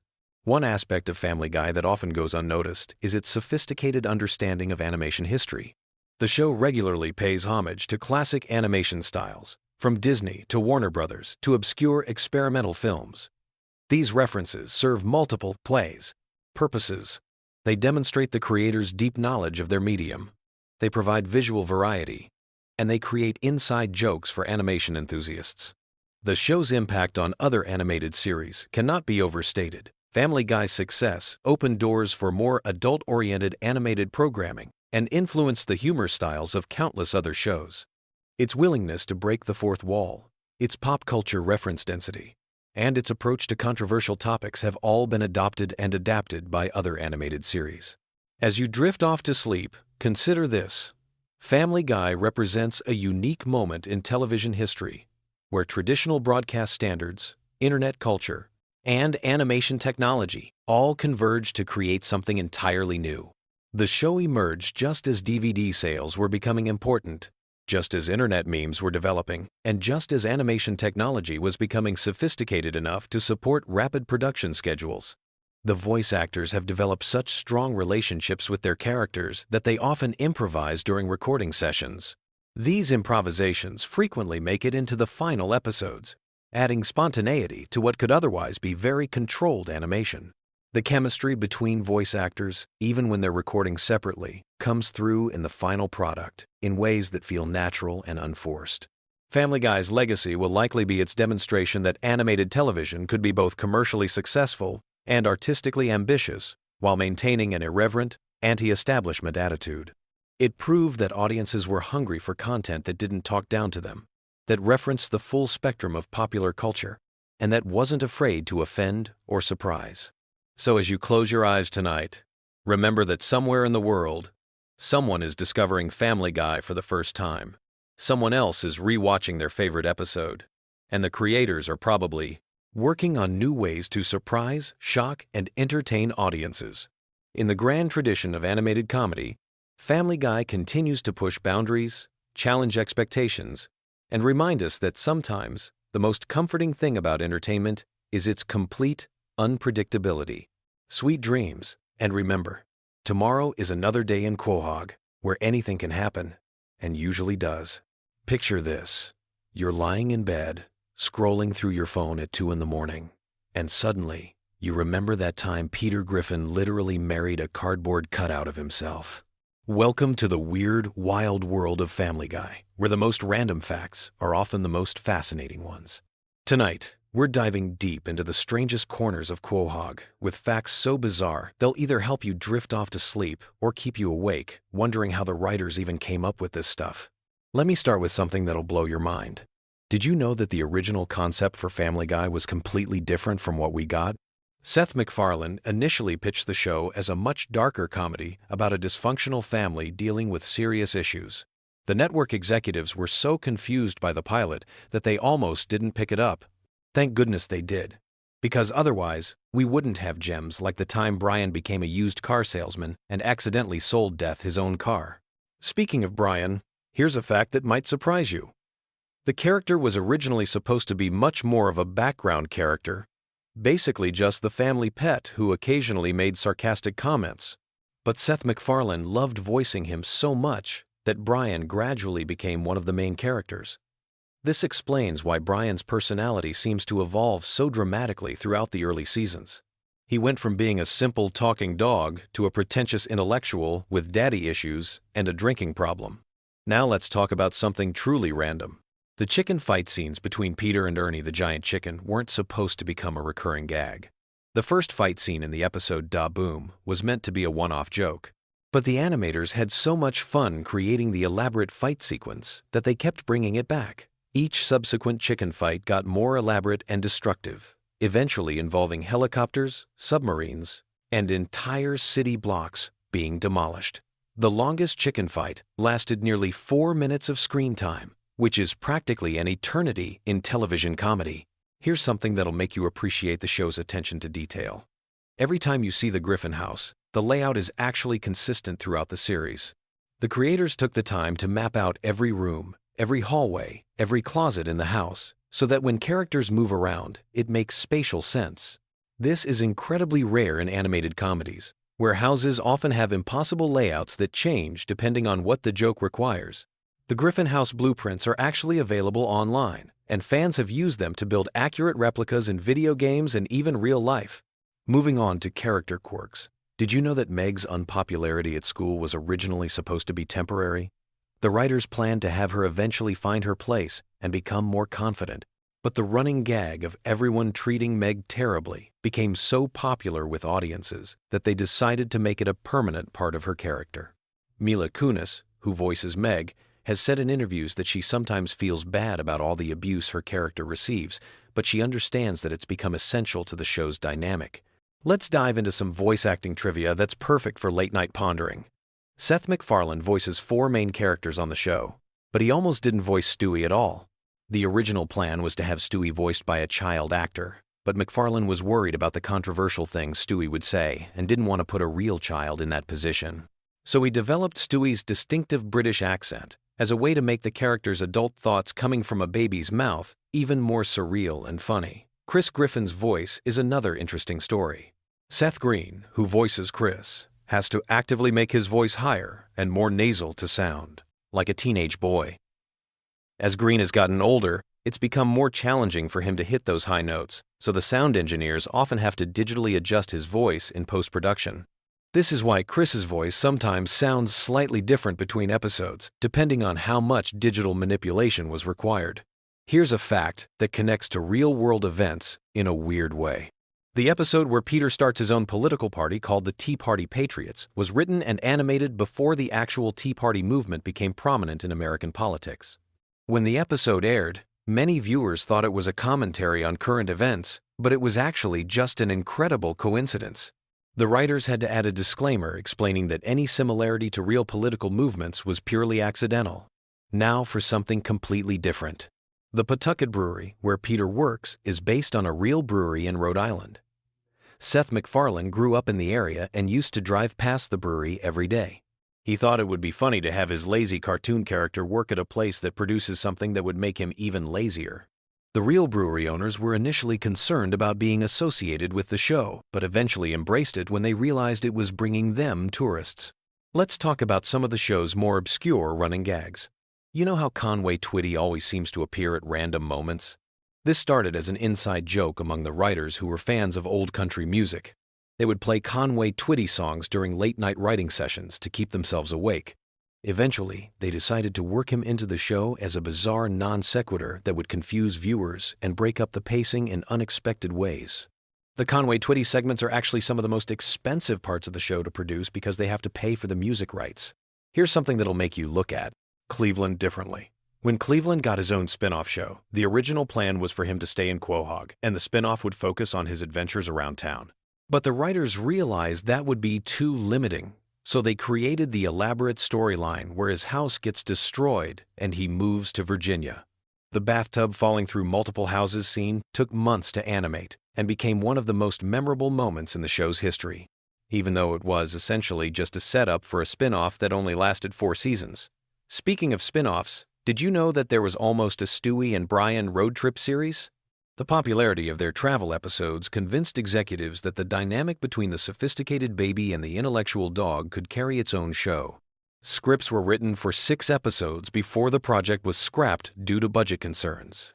Some of those unused scripts were later reworked into regular Family Guy episodes, which explains why some Stewie and Brian adventures feel more elaborate than usual. Let's get into some animation secrets that most viewers never notice. The way characters' eyes are drawn actually follows a complex mathematical formula to ensure they always look natural when the characters move their heads. This might sound boring, but it's actually fascinating when you realize that most animated shows just wing it and hope for the best. Family Guy's attention to eye movement is part of what makes the characters feel more alive and expressive than typical cartoon characters. Here's a weird fact about the show's merchandising history. The most popular Family Guy product ever sold wasn't a t-shirt or a toy. It was a cookbook called the Family Guy Cookbook that featured recipes supposedly created by each character. Peter's section was all comfort food and beer-based dishes. Lois had elegant dinner party recipes. Stewie contributed sophisticated international cuisine. And Brian's section was dinner for 15, entirely vegetarian. The cookbook actually received positive reviews from real food critics, which nobody expected. Now, for some trivia about the show's cancellation and revival that goes beyond what most people know. When Family Guy was first canceled, Seth MacFarlane was actually relieved. He was exhausted from working on the show and wanted to pursue other projects. But the DVD sales were so strong and the fan campaign so persistent that Fox offered him a deal he couldn't refuse, including complete creative control and a substantial budget increase. This is why the post-cancellation episodes often feel more ambitious and experimental than the early ones. The show's relationship with censors has always been complicated. But here's something most people don't realize. Family Guy actually has one of the most cooperative relationships with network censors of any adult animated show. Seth MacFarlane learned early on that if you give censors multiple options and let them feel like they're part of the creative process, they'll often let you get away with more controversial content. The writers deliberately write jokes they know will get cut, just so they can negotiate to keep the jokes they really want. Let's talk about some character backstories that were developed but never made it into episodes. Quagmire was originally supposed to have a twin brother who was everything he wasn't, completely respectful and monogamous. This character was going to be introduced as a way to explore Quagmire's personality through contrast, but the writers decided it would be funnier to keep him as an irredeemable character without any redemptive family members to soften his edges. Joe Swanson's backstory is much more detailed than what we see on screen. The writers created an entire timeline of his police career before his accident, including the names of his partners, his most famous cases, and even his police academy graduation rank. None of this has ever been mentioned in the show, but it helps the writers keep his character consistent and gives them material to draw from when they need Joe to demonstrate police knowledge or skills. Here's something about the show's music that might surprise you. Every musical number in Family Guy is performed live by the voice actors, even when their characters are supposed to be bad singers. Seth MacFarlane, who has released several jazz albums, insisted on this approach because he believes it makes the musical moments feel more authentic. This means that when Peter sings off-key, Seth MacFarlane is actually deliberately singing badly, which is apparently much harder than just singing well. The relationship between Family Guy and The Simpsons goes deeper than their famous crossover episode. The two shows' writing staffs have been trading jokes and references for years in a friendly rivalry that most viewers never notice. If you watch carefully, you'll spot subtle Simpsons references in Family Guy episodes and vice versa. This tradition started when several Family Guy writers were hired away from The Simpsons, and they maintained friendships with their former colleagues. Now, here's a production fact that explains a lot about the show's pacing. Family Guy episodes are actually written to be about 30 minutes long, but they're edited down to fit the 22-minute television format. This means there are about 8 minutes of content cut from every episode. These deleted scenes aren't just throwaway jokes either. They often contain character development and plot details that would make the episodes feel more complete. Some of these deleted scenes have been released on DVD collections, and they often change how you interpret the episodes. The show's approach to celebrity guest stars is completely different from most animated comedies. Instead of having celebrities play themselves or obvious parodies of themselves, Family Guy often casts them as completely random characters. This creates a fun game for viewers who recognize the voices but can't immediately place where they know them from. Adam West playing the mayor was the template for this approach, and it's been incredibly successful at attracting high-profile guest stars who want to try something different.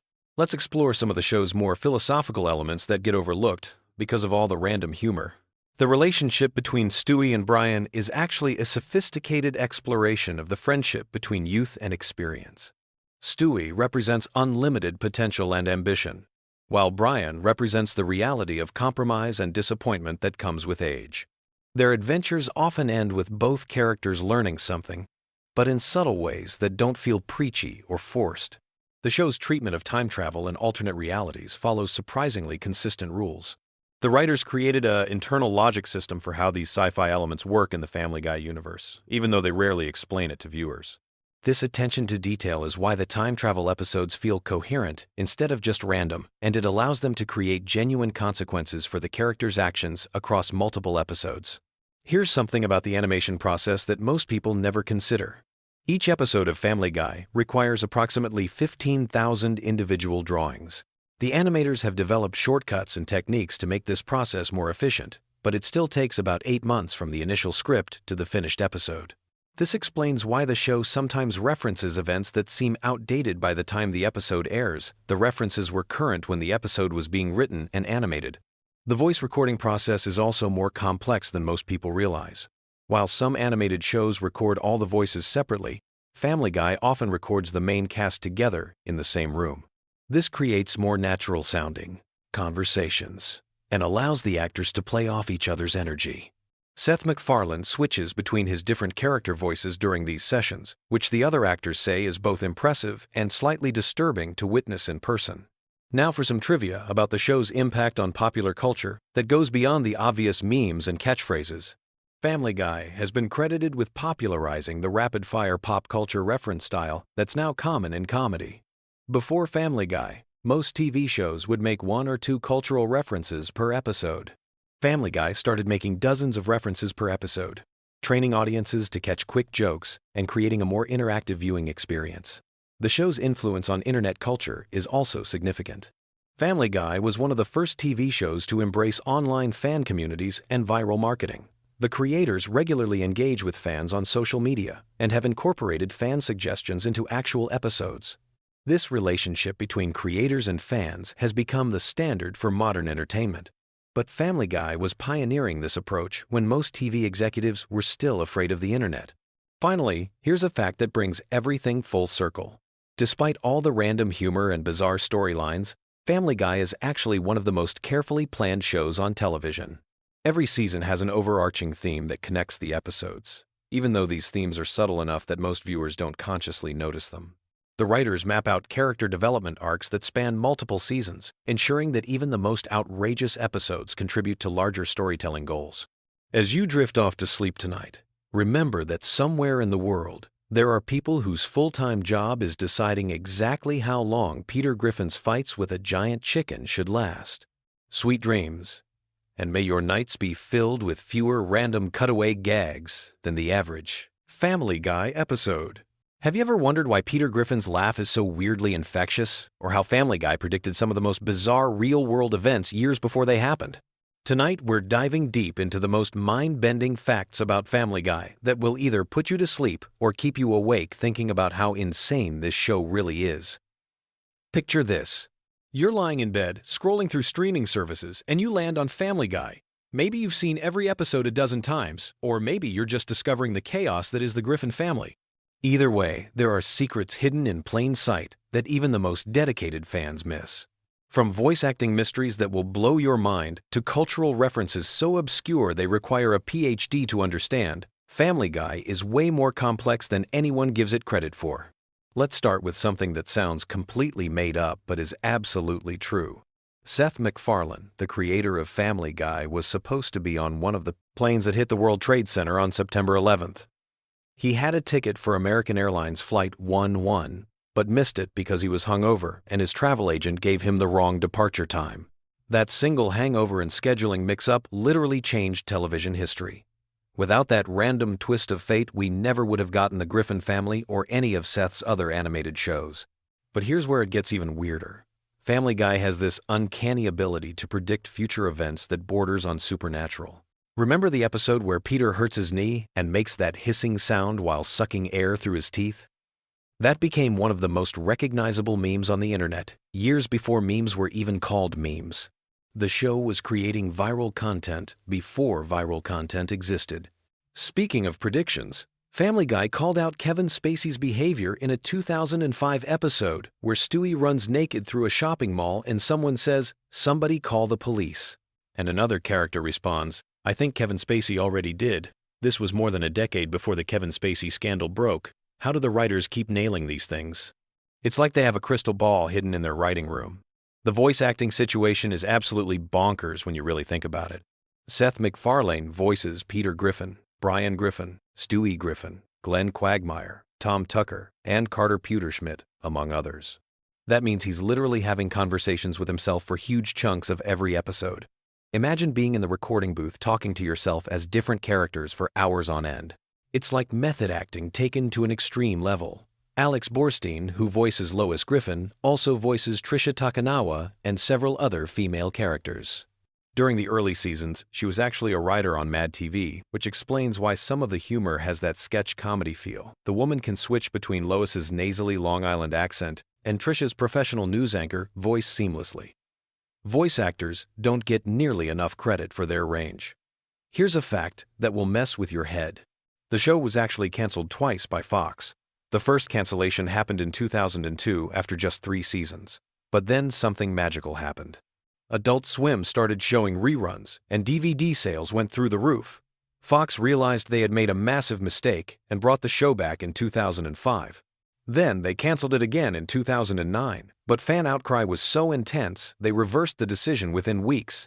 Family Guy is like a cockroach in the best possible way. It just refuses to die.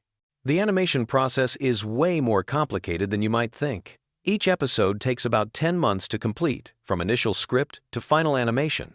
The overseas animation studios in South Korea handle most of the actual drawing, while the American team focuses on storyboarding and voice work. It's a global operation just to make Peter fall down the stairs in a funny way. Brian Griffin's character is loosely based on a real dog that Seth MacFarlane's family had when he was growing up. The real Brian was apparently much better behaved than his cartoon counterpart, though. He didn't drink martinis or write terrible novels or have existential crises about being a dog. The fictional Brian's pretentious intellectual personality came from Seth's observations of people he knew in college who took themselves way too seriously. The Conway Twitty cutaway gags started as an inside joke among the writers, but became this legendary running bit that fans either love or hate with no middle ground. These segments where the show just cuts to Conway Twitty performing a complete song were meant to be the most random non sequiturs possible. The fact that they kept doing it even when fans complained just made it funnier to the writers. It's comedy through pure stubbornness. Stewie Griffin's sexuality has been a topic of debate for years. Seth MacFarlane has given different answers in interviews ranging from Stewie being gay to being sexually fluid to being too young for any of it to matter. The ambiguity seems intentional. Stewie exists in this weird space where he's simultaneously a baby and this sophisticated character with adult concerns. It's like the writers are deliberately keeping us guessing. The show's relationship with censorship is fascinating. Standards and practices at Fox let certain things slide while being strict about others in ways that seem completely arbitrary. Characters can be violently injured in cartoonish ways, but heaven forbid someone says a particular word or shows too much animated skin. The writers have turned working around censorship into an art form. Cleveland's spin-off show, The Cleveland Show, ran for 4 seasons and was actually pretty decent, but never found the same audience as Family Guy. When Cleveland moved back to Quahog, it felt like a homecoming. Mike Henry, who voiced Cleveland, stepped down from the role in 2020, citing the need for black actors to voice black characters. The recasting brought Arif Zahir into the role, and honestly, the transition was seamless. The show's pop culture references are so dense you could teach entire courses on them. From obscure 1,980 seconds commercials to deep cuts from classic Hollywood movies, the writers assume their audience has an encyclopedic knowledge of American media history. Some references are so specific that you need to be a certain age and from a particular region to get them. It's like they're rewarding viewers for paying attention to decades of television and movies. Peter Griffin's job at the brewery is based on real brewery operations that Seth MacFarlane researched. The Pawtucket Patriot beer is obviously a parody of Samuel Adams, but the actual brewery dynamics and workplace situations are surprisingly accurate. Peter's incompetence is exaggerated for comedy, but apparently real brewery workers have told the writers that some of their workplace storylines hit uncomfortably close to home. The show's theme song is performed by Walter Murphy, who also composed music for Saturday Night Fever. Having a disco legend write your cartoon theme song is the kind of random collaboration that only happens in Hollywood. The orchestral arrangement gives the show this grand, cinematic feel that contrasts perfectly with the chaotic family dynamics. Meg Griffin is voiced by Mila Kunis, who was just 15 years old when she started the role. She's grown up with the character in a way that's pretty unique for voice acting. Lacey Chabert voiced Meg in the first season before scheduling conflicts forced her to step down. The transition happened so smoothly that most viewers didn't even notice the change. The show's animation style has evolved significantly over 20-plus seasons. Early episodes had this rougher hand-drawn quality, while newer episodes are much more polished and computer-assisted. You can literally watch the technology advance by comparing episodes from different eras. The character designs have become more standardized, but somehow less distinctive. Family Guy's influence on internet culture is immeasurable. Before YouTube compilation videos existed, fans were trading Family Guy clips on early file-sharing networks. The show basically invented the concept of animated content going viral. Cutaway gags are perfect for social media because they're self-contained comedy bits that work without context. The writer's room must be absolute chaos. How do you pitch ideas for a show where literally anything can happen? The creative process seems to involve taking normal family situations and pushing them to the most extreme possible conclusions. It's like improv comedy, but with months of animation work required to execute each joke.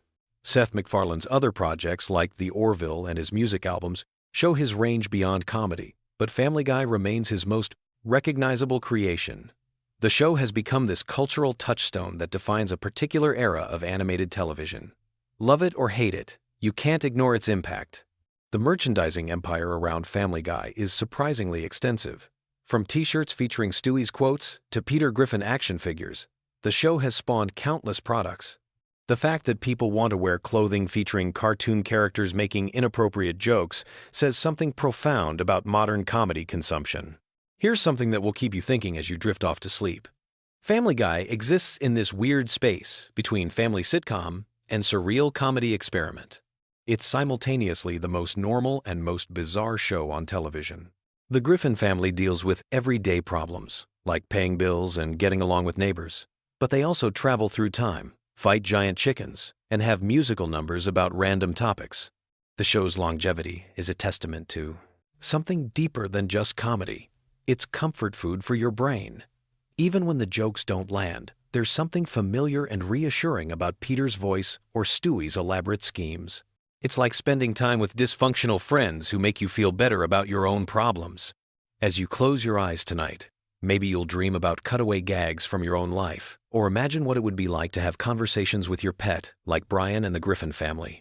Or maybe you'll just sleep soundly, knowing that somewhere in the world, animators are working on the next episode where Peter does something incredibly stupid and somehow everything works out fine. Sweet dreams, and remember, we all have a little bit of Griffin family chaos in our lives. The difference is, their chaos gets turned into comedy gold, while ours just makes us tired. At least now you know some random Family Guy facts that are just weird enough to either bore you to sleep or keep you awake. Wondering what other secrets are hidden in your favorite animated shows?